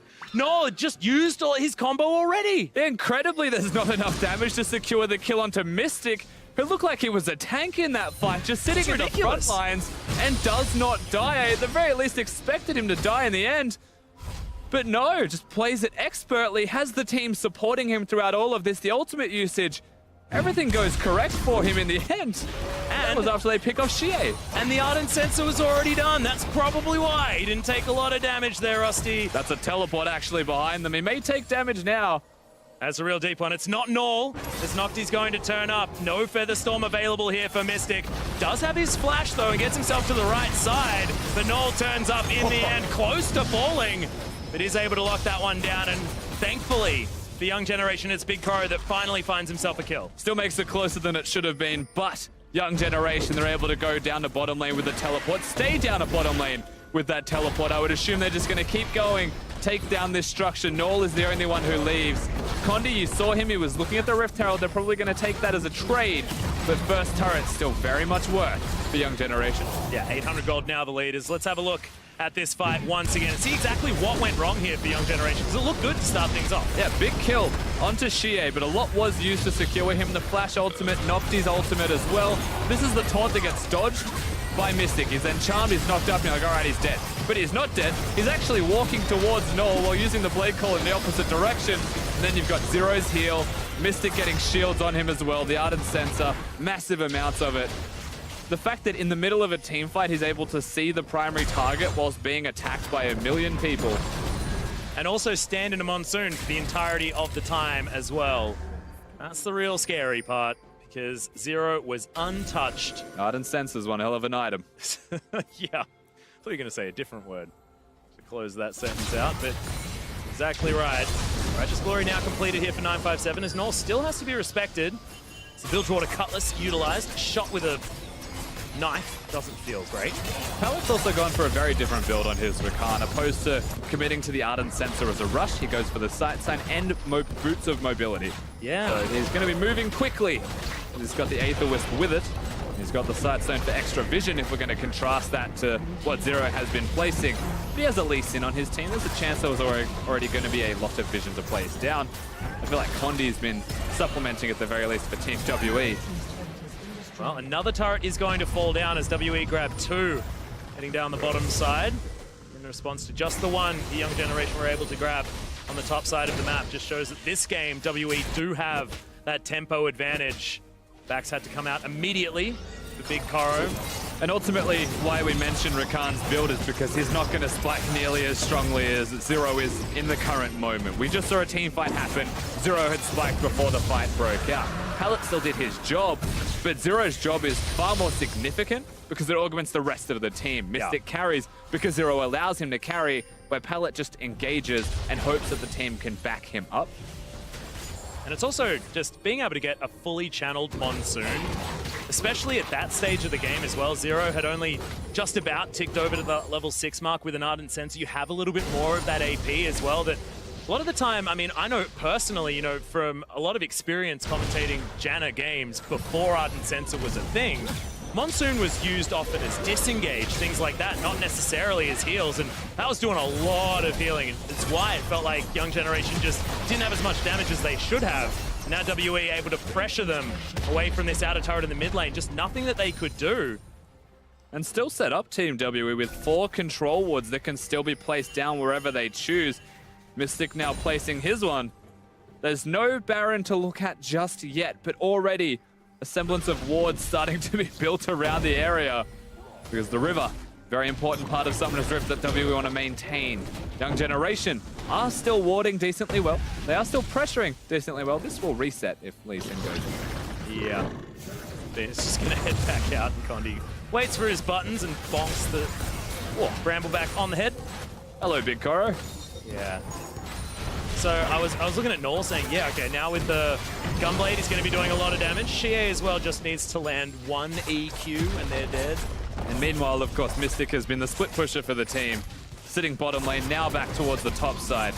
They'll get 2 easy turrets for themselves. Team WE are playing this one out slowly, but it's working as they require. Young Generation, we've seen very good things from them through this series, but we're yet to see all of these good things culminate into a complete game.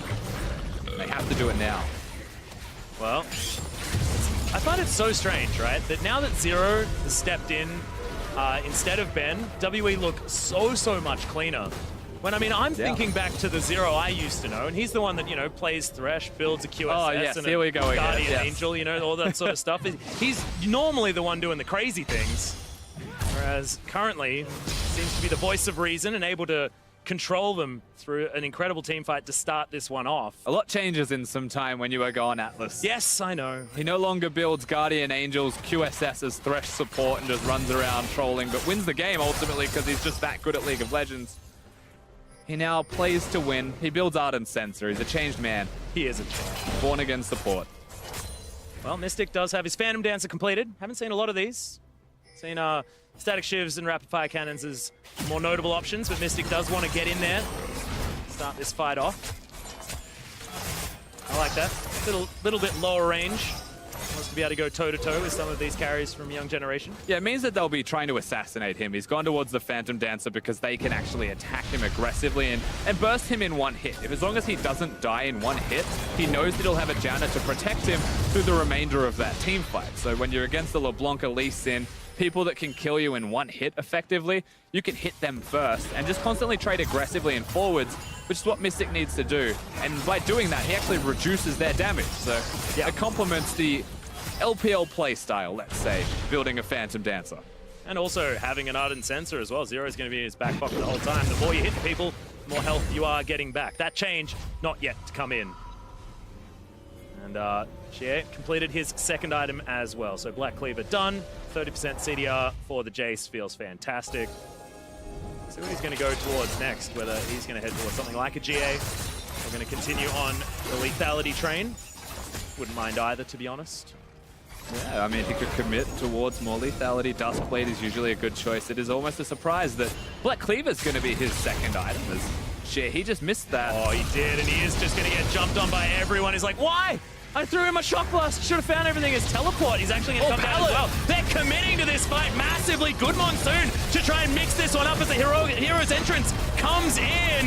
Nocti is a massive body in the middle of this fight as Null is going to fall down in the end. That first pick onto Xie happens every single time, but it's still going to be a relatively close battle. There's the pedestal on the fight from Mystic. Wants to find more as Nocti's in trouble. Pallet, the first one to go down. Nocti gonna be the second as Mystic calls back the blades. And the twisted advance from 957 says, Vetus, you ain't going anywhere, and this should just be another one for the AD carry of WE. Cool guys don't look at explosions and they lock it down. Doesn't even look, just turns around, knows the kill is his. Zero is dead. Mystic does not care. He's still going to be aggressive. He's still going to win the rest of the team fight. Incredible performance coming out of Team WE.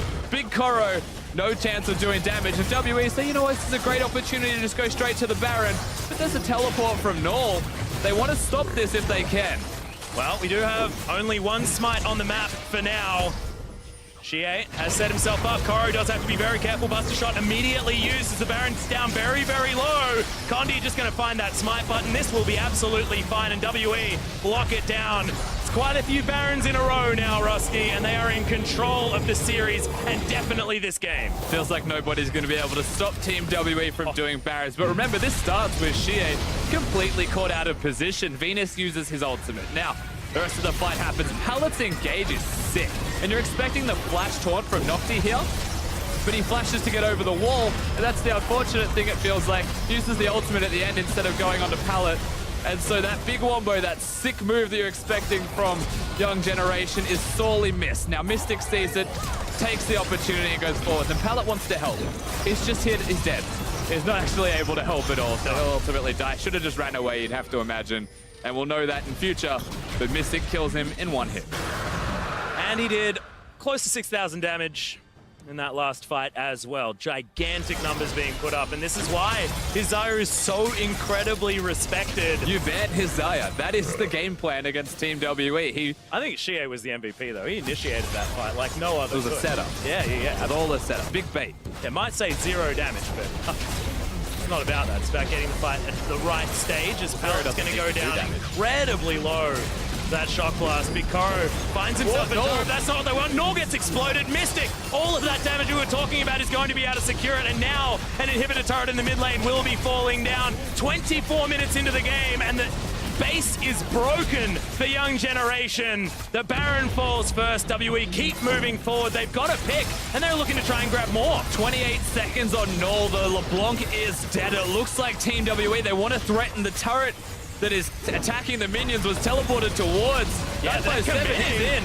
Big Koro comes back, so he's going to be able to at least get some damage onto Kondi here, but the first Nexus turret, it's going to fall down. They're looking for the second shock blaster flying through, and they need to get out of the way. Pallet not tanky enough yet. Nexus now exposed. Grand Entrance finds absolutely nothing. No Nexus damage just yet, but that's because WE want to be getting more of these kills. Null turns back up. Blade Call is there from Mystic, though. The self-peel from the Xayah is working out with an exposed Nexus. WE are going to back away. They can't end the game. They'll take the 2 turrets, though, and it means that one more team fight is all it takes to just walk through the middle lane. The inhibitor has only just died. Great push from Team WE. At the end of that push, they'll be super happy with where they are. So much money in the pockets to spend. They are well and truly set up for success, and this is a team composition that should be picking people off so readily and making it work so easily. Yeah, And also, I mean, we mentioned when the Jace was locked in that they do need to try and get advantages as quickly as possible with the fact that this comp can be itemized against quite efficiently. And that's certainly what they've done. The Baron buff now still with about 30 seconds to go, and they'll be able to push super creeps towards an exposed Nexus and try and finish this game off. Very close to having a more of Malmortius for Shie. So much damage available. Oh. The 3 items for Mystic are completed as well. You're watching Shie and you just see a Storm Raiders proc surge. Immediately you look to the right of your screen and note that Big Koro found the other end of that shock blast. Team Have a great WE. time as well. Here they go. Grasp. Yeah, they're looking to try and break open another section of the base. Nocti stunned up. He's a tank, but he's just not that tanky against all the damage that WE have, and he's forced back to the fountain. An inhibitor is going to fall down, but you This may has as gotta well be game over. just head towards the Nexus. 26 minutes into this game. It's game number 3. This is WE looking to secure their spot in the round of 16. They've been touted as the #1 team in China, and honestly right now, they look absolutely stunning. Shie grabs a kill, Venus is dead, celebratory frags coming in for Team WE as the Nexus, the last to fall. Dominant victory from the Chinese home crowd team, WE. Not the cleanest of 3-0s, but a 3-0 nonetheless. If we erase game number 2 from our memories, it still looked like there was nothing that was going to slow them down, nothing that was going to stop them. Young Generation knew it was going to be an upset if they took even a map from Team WE, but they were not allowed. Condi said no and refused to give them one. And Young Generation did look pretty good in game number 2, especially in the moments that they had control over, but honestly, it's a little bit inexcusable to throw Barons like they did twice in a row. Did mean that this felt like WE had it in the bag. But that man on your screen taking the front, Zero subbing in for game number 3, and honestly felt like WE, despite how clean game number 1 was, it was so much more controlled in game number 3. Never felt like WE were able to be tripped up or stopped in their onslaught against Young Generation. It was probably one of the cleanest of the 3-0s that we've seen, apart from, I guess, yeah, game number 2. Hey man, even Cloud9 had a game number 2. Happens to the best of them.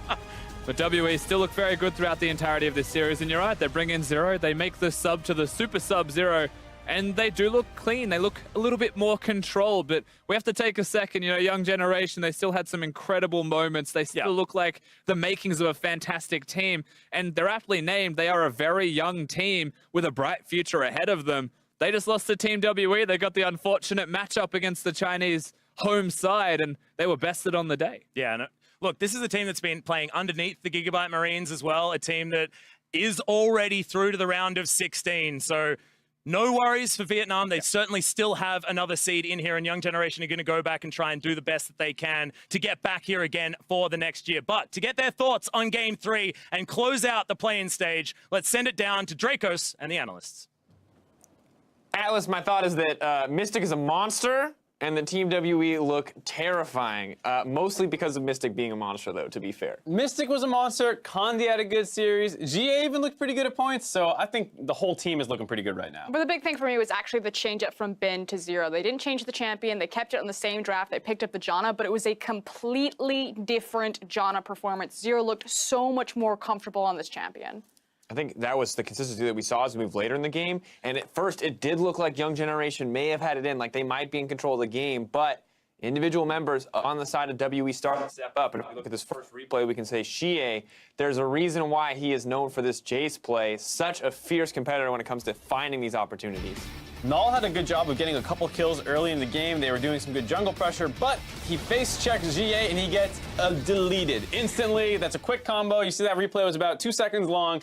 Good play out of ZA there. And here's the thing, you have to understand that yes, Shie is slumping, but he was known as a one-trick Annie player, kind of a one-trick Twisted Fate. Diana, if you want to go all the way back to IM, he's always had kind of a limited effective champion pool. When he does find his comfort picks like those Jace, however, he's able to put up those big numbers and remind everyone that he's still a top mid laner in the LPL. Definitely looked good for him, but as we move later in the game, Shie maybe he fumbled once or twice, but his team started pulling off impossible tasks even when he wasn't present. When we take a look at this last replay brought to you by Acer Predator, you can see She may have made a mistake, but WE were there to pick it up. I think this play, just as a whole, I feel like this replay totally encapsulates the series. It starts out with Young Generation doing some good stuff. They grabbed a lot of early leads in this series, and it looks like they're going to be able to turn this play. Huge engage out of Pallet, but instantly they turn it around. Mystic's going to be untouched in the entire backside of this fight and is going to clean up a ton of kills. Yeah, and the target priority from Young Generation isn't the greatest here. You can see that two members really commit themselves to trying to chase down and kill Zero on the top side of the fight, and then there's nothing left for Mystic when he finally pushes through the back half of it. And even if they hit this guy with all of his buttons, there's no kill pressure, and he's going to walk through it. Yeah, the whole time, Big Koro caught on the backside of the fight, unable to get involved. This is eventually going to lead down to the Baron, which WE used to finish out the game. And it's just insane to me that they managed to come back from this. I saw that Galio coming in. Well, I don't think he means the whole game, that fight. I mean specifically this fight, let's be clear. I mean specifically that fight. That was crazy to me how well they executed. Yes, you can put it in part due to poor target selection from YG, but the confidence with which Mystic moves through a team fight is a little crazy to me. But I also really suck at AD carry, so pretty much everything he does is impressive. This is expected. This is how Team WE played. This is why they were so dominant in the LPL for so long. Yes, we have seen them fumble team fights against Lion. Yes, they fumbled team fights against Young Generation. But that is why I praise Team WE so highly, because of how consistent they can be in team fights, even at 4v5 disadvantages. I mean, even in the laning phase, talking about how confident he looked in that team fight, he kept stepping forward to dodge those recon Ws at the start of the game, did a really good job of keeping pressure up in that laning phase. Did fall to a gank, but they're creating pressure, and eventually Kandi started finding his own looks, and then you had the GA solo kill, and they swung things back pretty quickly. And honestly, it's good that you bring up Kandi, because while Mystic looked incredible, Kandi was a rock across that series, maybe a few missteps here and there, but he will be our player of the series. I would say well-deserved. 2 Baron steals make him a pretty easy shoe-in, but also just when the rest of the team is crumbling, him keeping the discipline, him keeping it together is truly impressive. He's the facilitator. Everything about Team WE plugs into him, and look at the different diversity of champions that he showcased in this series. Yeah, maybe he's hit and miss on the Ezreal jungle. Maybe I'm not really feeling that pick too much, but he still went for it. You know, this isn't Sejuani every single game, Gragas every single game. There's so much diversity here. And the only lackluster scoreline is from the game where he stole 2 Barons. So I just like, all right, I'll take that. If you're going to die a little bit more, but steal Barons, you can do whatever you want. I mean, even that game, it started out with him dominating on the top side of the map and catching back up in the jungle before converting down the bot lane. I don't feel like he played that bad. It was just that the bot lane was already getting smashed by the time he got down there. And then, yeah, a little sad that Young Generation could pick one of those up, but a crazy, just Q steal with the Ezreal pick. Very impressive. I was 100% convinced this was going to be at least a 4-game series. Even on the second Baron. The first Baron, I was like, okay, they've got this now. All right, no. Second Baron, there was still hope. We talked about it. There was still hope. They have the feast. Very painful to see. But Young Generation came out here, and I personally feel like they showed like they were the best, or second best, or excuse me, the best wildcard team out there, actually. I think they had a really strong performance overall. I really liked what I saw of them. Just tough that they ran into a little bit of a buzzsaw in WE. I mean, frankly, it's a huge underdog story. It's really easy to be a fan of Vietnam teams, Young Generation and Gigabyte Marines. This is David versus Goliath. I mean, China has so many resources, so many large clubs, the largest league in the world. Vietnam, you know, they're part of this smaller scene in Southeast Asia. They had to fight through it. It was even an upset that Young Generation made it this far, taking down Ascension. So huge props to them, so close to making top 16 with their brothers in Gigabyte Marines. Yeah, absolutely excited to see what Vietnam and the GPL can do in the future. But to hear more about that series, let's send over to Fish and the newest support to join the group stage. Thanks, guys. I'm here with Zero, the support for Team WE after their 3-0 sweep over Young Generation. Congratulations on your victory. The first question I'd like to ask is, in the LPL, a lot of LPL analysts don't think that Team WE is the 3rd seed team from the LPL. They rank Team WE much higher. How do you compare yourself to Team EDG as well as RNG? 네, 먼저 축하드립니다. 지금 3대 0으로 전승을 하고 오셨는데요. 그럼 첫 번째 질문 드리도록 하겠습니다. 지금 중국 LPL에서 많은 분석가들이 이제 팀이 이제 3번째 시드에 들어갈 거라고는 거의 생각을 못했고요. 사실 그것보다 훨씬 더 상위를 기록할 것이라고 예측했습니다. 그렇다면 이제 본인께서는 뭐 EDG나 RNG와 비교했을 때 팀의 순위를 어느 정도로 생각하고 계십니까? 일단 저희가 중국 리그에서는 EDG하고 RNG한테 많이 졌는데 그 이유가 일단 소통의 문제라고 생각하거든요. RNG하고 EDG는 중국 선수들이 더 많다 보니까 소통이 원활하게 돼서 중국 리그에서 저희보다 좀 더 우세를 취할 수 있는 것 같아요. Okay, we did lose against EDG or RNG a lot of times in the China LPL, but I think that's due to the communication issues. Now, they are all composed of Chinese players, so they have a very good communication. That's why they can take advantage in the Chinese league. Okay, well, that's strong to hear coming from EG as well as RNG. Hopefully you guys are able to shore up those communication issues that you've been facing. And one of the things I wanted to talk about was how you and Ben have been swapping over between supports. What's the rationale behind this? What's the strategy behind swapping out the supports from time to time? 네, 그렇다면 말씀하신 소통 문제가 원활히 해결되기를 바라고 있고요. 이번에는 그러면 교체에 대해서 질문 드리겠습니다. 지금 벤 선수하고 교체가 종종 되곤 하는데 이렇게 급하게 교체가 된 이유가 있었거나 어떤 전략적인 이유였는지 아니면 종종 이렇게 서폿을 바꾸긴 하는데 그 이유가 있나요?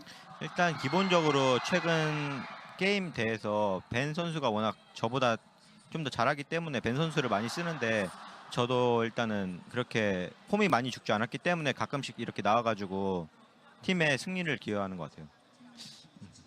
Okay, recently Ben has been performing very well, maybe better than me. That's why he's been on the first lineup more than I do. But I'm still not dead yet, so I still got it. That's why I sometimes get picked as a lineup and contribute to the victory of the team. Well, it showed just then in the third and final game against Young Generation. Lastly, now that you guys are moving on into the main group stage of the World Championship, you were favorites during play-ins. Which teams do you want to play against going into the main stage of Worlds? 네, 당연하죠. 조금 전 영 제너레이션과의 경기에서도 아직 실력이 녹슬지 않았다는 것을 보여주셨습니다. 그렇다면 이제 그룹 스테이지에 진출하게 되겠는데요. 롤드컵 본선에 나가서 상대하고 싶은 팀은 어디입니까? 사실 제가 제일 상대하고 싶은 팀은 SKT인데 저희가 B하고 D조밖에 못 가는 걸로 알기 때문에 그 둘 중에 하나 뽑자면은 D조를 가고 싶어요. Okay, actually, I want to fight against SKT T1 in the top 16, but we only can go to either Group B or Group D, so in that case, I prefer Group D. Hopefully you'll be able to make it out of the group stage and face off against your rivals you want to play off against. Congratulations on your victory. Best of luck throughout the rest of the world stage. We're going to send it back to you guys. Thank you very much, Fish. I love that. I'm not dead. I still get to play sometimes. I still show up. I still help the team. Definitely not dead yet compared to Ben's performance in a couple of these games. He was looking a lot better. I'll say that. All right, guys. Well, we are just a few moments away from group draw. We'll keep you updated as we get closer. But in the meantime, we want to take a few minutes to kind of recap where we have been in the tournament, what we've seen so far. And my first question is, what region surprised you the most? Because I'll be honest, I wrote a tier list coming into this, and I was 100% wrong. And I just want to know, how did your guys' predictions stack up against the actual results that happened? I think... Well, you can go. I think the one that I misread the most was actually Young Generation. And I agree with Marxia. I feel that looking at a lot of the emerging region teams, that they were much stronger than probably they deserve to go down in this elimination round. Yeah, and it's interesting to see with the change in format how tough it can be to find that spot, to find those opportunities to get in, to really get anything done. Because I think you're right in saying that Young Generation looked very strong, and in some ways stronger than even Fenerbahce went through, but ultimately, like, hey, you know, you don't get that first seed, you don't get quite as much safety, and that's the big difference maker when it comes to individual performances. Right, and I think a lot of people could have predicted that like most of the number 1 seeds would move out, or the pool 1 team, excuse me, so the major regions mostly got out. I think the biggest upset that I didn't see coming was HKA not making it out. It was a very tough battle between them and 1907 Fenerbahce, but you know, it did feel like they lacked a little bit of that late game shot calling. They gave up a lot of Barons, and even though they had a much stronger laning phase, which is what I was banking on, you know, you saw the team play come in for them, even having a substitute jungler and Crash. And HKA falling down so early in the tournament does speak volumes about the rest of the LMS. You know, this is the first time that the region has had the opportunity to send 3 representatives to showcase that they're not just a 2-team region. And HKA, a lot of the LMS analysts say that HKA is stronger than AHQ currently. So there is so much weight, so much pressure on AHQ and Flash Wolves now to grind up in their boot camps to prepare for top 16, because if HKA was one of the best that they've got, I'm worried about what the future holds. You have to feel terrible as an HKA player, or even Flash Wolves, because you're just like, oh my God, we have so much pressure now because we have to defend our region. It wasn't just like, oh, we want to go out and perform well for ourselves, but now AHQ is concerned that people are going to say, oh yeah, these guys are even worse than HKA, and they're going to get, you know, knocked out in the group stage. Regional pride, I think, a big factor, but one region I think that can be proud, Latin America North. yes, they did get 3-0'd by Cloud9, but I think the Lion Gaming continue to surprise us at these qualifier events. I feel so bad for them. They keep getting such unlucky draws. And I mean, it's kind of a meme to say unlucky, but you look at MSI, they're in the group with Gigabyte Marines, so they can't get out. This time around versus WE, so they're put into the pool 2 seed, and then they draw C9. And while I think they would have struggled versus WE and Fnatic equally, you can't help but feel like if they were put up against 1907 Fenerbahce, we would have had a great series on our hands. And I just wish that they could get access to kind of like that next tier of scrims. You know, if they're able to go into top 16, suddenly you get access to all of those teams that are waiting on that side of the group stage and what that could mean for Lion in the future. We already know that they have a cool track record of, you know, reaching out to the North American teams, the challenger scene, the LCS scene, and trying to grind up. And we see that now in their domestic results and now slightly international results. I think that's a great point, just because a lot of the time we say things like, oh, they get to bring all this experience back to their region. And what happens a lot of the times is the teams end up swapping around, and that experience kind of gets lost as the players shuffle. But what's great about the side of Lion Gaming is that they've had a core members for a really long time, so they would actually level up quite a bit. Yeah, but now, of course, the group draw for the Pool 3-3s is about to start shortly, live from Wuhan with Ren Dong and LPL Snakes mid laner Zatai. Now, remember that the only condition of the draw is that 2 teams from the same region cannot be drawn into the same group. And now, because of this condition, the groups will essentially be decided by the first team poll, but we will run through the entire thing. There's basically only one scenario where not everything is decided right away. That's if Fnatic is drawn first, where there will be a second draw. Everything else, 100% based on the first draw. I mean, pretty much if you're a TSM fan or an NA fan and you believe that you want Team WE to avoid Group D, you either want WE or you want Fnatic out of this bowl. Those are the best 2 things you can hope for. I'm personally hoping for C9 to end up in Group C, which means I personally want to see Fenerbahce drawn first or WE drawn first. And if you're a true TSM fan like I am, that means WE first. Man, this is grim. This is rough, because the ultimate truth is that I'm not worried for WE. I am worried for the NA and EU teams, respectively, that have to go up with them, and I think that's just a testament to the strength that we have seen here. I'm actually worried for a couple of my Chinese teams, though. I'm actually really worried for EDG. Fnatic could end up in that group. I think Fnatic stylistically matches up really well to punish EDG. You can see the crowd ready. It's the tie. It's a tie. He's been around for a very long time. I think he started playing, he's been playing professionally for 5 years now, formerly from Invictus Gaming. People should remember him. Old school Worlds fans. Been to a lot of international competitions. If you've been watching for a while, you definitely know this guy's name. And here we go. Moment of truth. Wait, what was it that NA wanted? They do not want, oh no, they want Fnatic or WE here. Fnatic or WE. Who's it gonna be? Oh, it is C9 first. Oh, all right, That C9. means that Team WE is locked in Group D. Also, Fnatic will be going into Group B then, and 1907 Fenerbahce Esports will be moving into Group C. Now, of course, we will, I believe, play out the rest of the draw. You guys can fill in your brackets at home, though, yourself, and form the rest. But that is the nature of so many of his teams going through that are third seeds, is that there's so many few valid options. They just want to keep Zatai on stage, make sure he can get all the draws he wants, even though it is mostly locked in. He's doing it in order, though. He got Fnatic into Group B. Let's see if he can get 100%. Right now, he's got 50-50 on this last one to make sure he gets it 100% right. Is Zatai the greatest group drawer we've ever had? That is the question now on board. I feel like TSM fans shaking their head no. Yeah, they're definitely not too happy with him right now, but I do think as a TSM fan, you kind of have to accept that you're going to have to play hard teams eventually in the tournament to prove that you actually had to get and earn your positioning, as Zatai does drop the automatically perfect draws. And again, unfortunately, he drew Team WE because RNG is already in Group C, which is what he was drawing for. They are then bumped automatically into Group D. So there you are, TSM fans. You're flanked between Misfits, Flashwolves, and Team WE. And yay for G2, man. They did not get C9 in that group. That is gonna make Europe's life a little bit easier. Don't get me wrong, 1907 Fenerbahce are a fierce competitor, but we have seen what NA mid-jungle synergy does to European teams, and I do not like it. It is a little disappointing. As a Fnatic fan, or excuse me, as a European fan, you're obviously very happy that the group does not get any harder, but the big concern, of course, was already Samsung and RNG. Are you going to be able to match up versus those 2 teams? Whoever was coming in from the Pool 3 side, you know, basically C9 most likely, if it wasn't going to be 1907 Fenerbahce, you're going to have a hard battle no matter what. And taking a look over these groups, I don't think any of these picks kind of fundamentally shift the power dynamic at all. I think Group A still, just as strong. Group C, maybe it alleviates a little bit of that group of death because now I guess you're competing against SKT, EDG, AHQ, and Cloud9. So maybe power dynamic shifts towards Group A a little bit more. I think Group B is another one, just with Fnatic ending up there. If they are actually better than Immortals, then they are pretty likely to get out. I know Gigabyte Marines are a scary team, but they're much scarier in the sense like they'll steal a game from you and ruin your Worlds run versus like actually battle you to be the second best team in the group. And that's what I want to know, because Young Generation looks so good here, and we know the Gigabyte Marines have been deemed a much stronger team overall. So I personally really want to know how they're actually going to stack up, how much better they're going to look from MSI. I think you can just see that they were able to take a game away from Fnatic, pretty scary. Yep. Almost took a game away from WE, if not for 2 insane Baron plays. So when you look at Gigabyte Marines, they have a very good chance of taking games away from anyone in this group. I don't think you're safe at all playing them. All right, with the pool 3 seeds distributed, as we continue our discussion, let's take a final look at these groups heading into the next week of play. Of course, we already saw them briefly on your screen. Now we have them in front of us.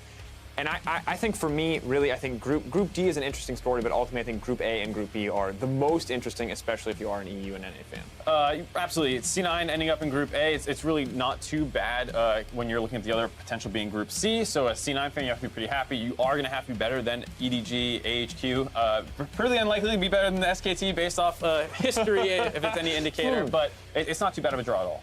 Yeah, and specifically with Cloud9's most recent form, maybe domestically there were some inconsistencies, particularly with Impact up into the top lane. But since regional finals in through play-ins, he has certainly cleaned that up a lot, which I think does give him a cut or an edge above EDG, who has Mouse as their top laner. Yeah, excited to see exactly what SKT can do in the top lane. Ziv as well from AHQ. I think the top lane competition outside of EDG is going to be very, very exciting to watch. Not that I'm not expecting anything from Mouse, just that the other guys just feel a little bit above him. Absolutely. And the NA fan of me is kind of disappointed because I want an easy group for TSM and I want C9 and Group C to have a crazy battle. But I do feel like these are actually very balanced groups where, for the most part, there's one clear favorite generally in the group, followed by a couple who can really vie for that number 2 seed. So this is going to be a very exciting group stage to watch for me. There's also such a huge diversity of play styles fed into every single group. It's not like we're going to see like the slow macro game. You have your crazy teams, you have your team fighting teams. Like, it's a smorgasbord of every different type of League of Legends that you would want to watch.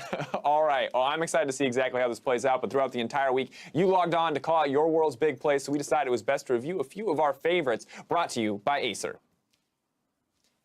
Now, up first, Law Octavian heard Mark loud and clear when he called out Smoothie's big play. He says, "At the Mark C," that's this guy. He clipped that Thresh play for you, man. Yeah, this is such a good play. I can't wait to see this again, just because Smoothie is going to smash it. Is this the sick flay? This is the, I don't want to spoil too much for the viewers, but we are going to take a look at it now, and I can't wait to see one more time exactly what Smoothie does. I think they will, because they've wasted way too much time. White Lotus and Genthix wanted nothing to do with that. But here comes Sejuani, it's a counter gang. Smoothie landing the hook, but now he's got to be pulled to safety by Sneaky. Yeah, Smoothie actually had a fantastic game. It's not going to show so much in the stats, but the way he was deflecting ganks and starting things off. That's just such a nasty mechanical play. Like, if you don't play Thresh and don't understand how hard it is to hit the perpendicular flays when someone's movement is going through the hitbox as opposed to into it parallel, it's actually very difficult to hit that, as well as the fact that he's doing it in the middle of hooking a Tristana and then realizing, Sejuani's coming over the wall. That is just such a disgusting I'm just glad someone play. called it out, because you've literally been talking about it nonstop since it happened, and you finally get to say it on air, so yay! Yeah, there we go. That's my little moment. Thank you very much. All right, well, then Phil Chen spotted the Line Gaming 80 carries. Quick reactions. He said that was a really sick flash by White Lotus. So smart. Contract swooping in there with the ulti to make sure they seal the deal. White Lotus coming in, trying to find the damage onto Jensen. Manages to get it out, plays the taunt with the flash. My God, just take a second to appreciate how good of a player White Lotus is. Just straight flash. So clean. And then jumps out to safety with the rest of the reinforcements. You just watch that Tristana in that last play, and it's just pretty. It's so pretty. Not even a single beat skipped. He's just like in mid auto attack, dodges the flash, and then just continues to smash people, hops to the other side. That's the best part. There's no awkward fumble. There's no awkward stop and auto attack a different target. Literally one track mind. It ignores the Shen, flashes perfectly, keeps auto in the Orianna. Yeah, nasty play out of him. Absolutely. Well, finally, while Patton couldn't end the day in a penta, Sir Ordinary was still impressed by the 1907 Fenerbahce 80 carry. Patton opens up, he's spraying and he's praying for more kills. It's a double for him. 1907 Fenerbahce will flash in for these kills. Marv forced back to the fountain, Bert forced back to death, and now 1907 Fenerbahce can close out this game. The quadra kill for Padden. Give him his second penta of Worlds. He doesn't get HF steals it away. 不容坚持，继续追，闪现上来一下，一技能又 boss 一个。是的，剩下3个人应该是无法抵挡对面的大军了。马上闪现过来，小胖这边跑回水泉，3杀。 能量倾泻灌进去，9桶一进去帮忙扛塔4杀，最后一个拿5杀吗？冲拳拿5杀，冲拳拿5杀。 They wanted to give him the penta, but Chapone, he said, you know what? I deserve some of the credit too. He didn't have to push W. He didn't have to do anything. They just had to die in the fountain for him. He literally gave his team the bird. I'm glad. All right, they already spoon-fed Padden 1 pentakill. They don't want to give this guy all the attention on his team. Frozen's still on there. Crash is on there. All right, let some other people shine for a moment. Everyone needs a spotlight. All right, well, don't forget to keep calling out those big plays, and we'll keep an eye out all worlds long. I think just so many fantastic ones across the board. It's hard to decide what was the most impressive, but those were just a few. And now, as we close out the play-in stage, let's take a look at this week's Best of the Rift, presented by T-Mobile, America's best unlimited network. Now, these are the players that stepped up on the big stage and made their names known throughout the play-ins. And first up, it's Team WE's Condi and Lion Gaming's White Lotus. Both these guys had pretty huge performances. Condi most recently, he's even playing marksman a little bit. He's doing a lot of stuff over the Rift. Different styles, I think, was the great way to put it, because you have the Jarvan early game, tanky jungler, Gragas a little bit more late game focus, and then finally the Ezreal pick. Yeah, and we just saw White Lotus flexing some of his mechanical abilities, but it wasn't just that one play. Yes, Lion did go down, but White Lotus had a phenomenal series, had a phenomenal plans, and frankly, a phenomenal Worlds. Yeah, and while our next player may have struggled a little bit in the group stages, he came in clutch in the elimination match. It's going to be Fnatic's Caps.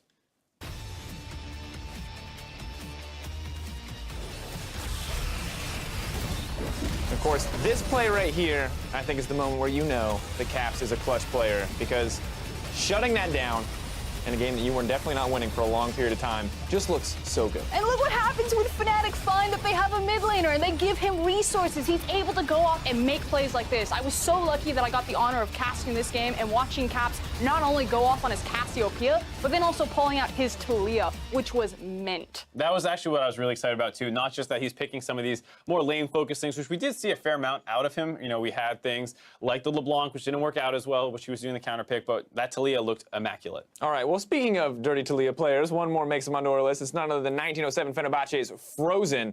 And this is a guy, I think, who, when you give him a roamer, he makes his name known across the map. And you did say dirty Talia plays, and Frozen certainly had an abundance of them, but there was also that crazy Echo play, that performance alone that broke the tiebreaker, that allowed them to get this best-of-5 series and walk into top 16 at Worlds. Not to mention the Cerulean Soul play. I was about to bring it up. Perfect time for the B-roll hints. 2 people with stars at the same time. Excellent timing on the roam as well. He leaves mid lane, reacting to his bot lane going down. Also able to set up plays. One thing that doesn't happen a ton is people send resources to the Aurelion Soul, but he does have good gank assists, so really great to see him being able to influence his own lane and others. Well, of course, it's interesting to see exactly how far a lot of these players have come, but from the first CS to the final Ace, followed Best of the Rift in more places than ever. T-Mobile, America's best unlimited network.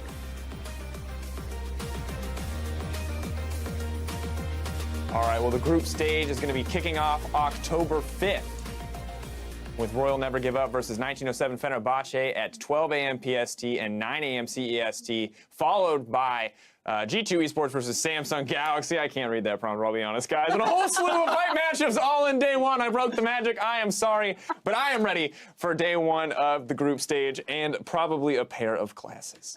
Yeah, I would fix that over there. But we get our first look at RNG. I'm super excited to see how the other LPL teams are faring right now. We've kind of gotten the slow, steady pace of Team WE, and I really want to just shift gears and go back to that sprinting play style. I also love that starting in Group C, which is often being hyped up as one of the craziest ones, with just the sheer amount of talent in that group. So very quickly, we're going to see how that starts shaking up right away. I just want to see G2. Please, please don't choke this year at Worlds. But we get to find out. We are so close. But now for myself, the casters, and the entire live broadcast crew, thank you so much for watching, and we'll see you next week to kick off the group stage. Good night. We'll see you shortly. Are you okay over there? I can't read. I can't read. It's a struggle. I'm struggling. Welcome back to our final day of the World's Play-In Stage. 2 best-of-5 series separate us from kicking off the group stage here in Wuhan, China.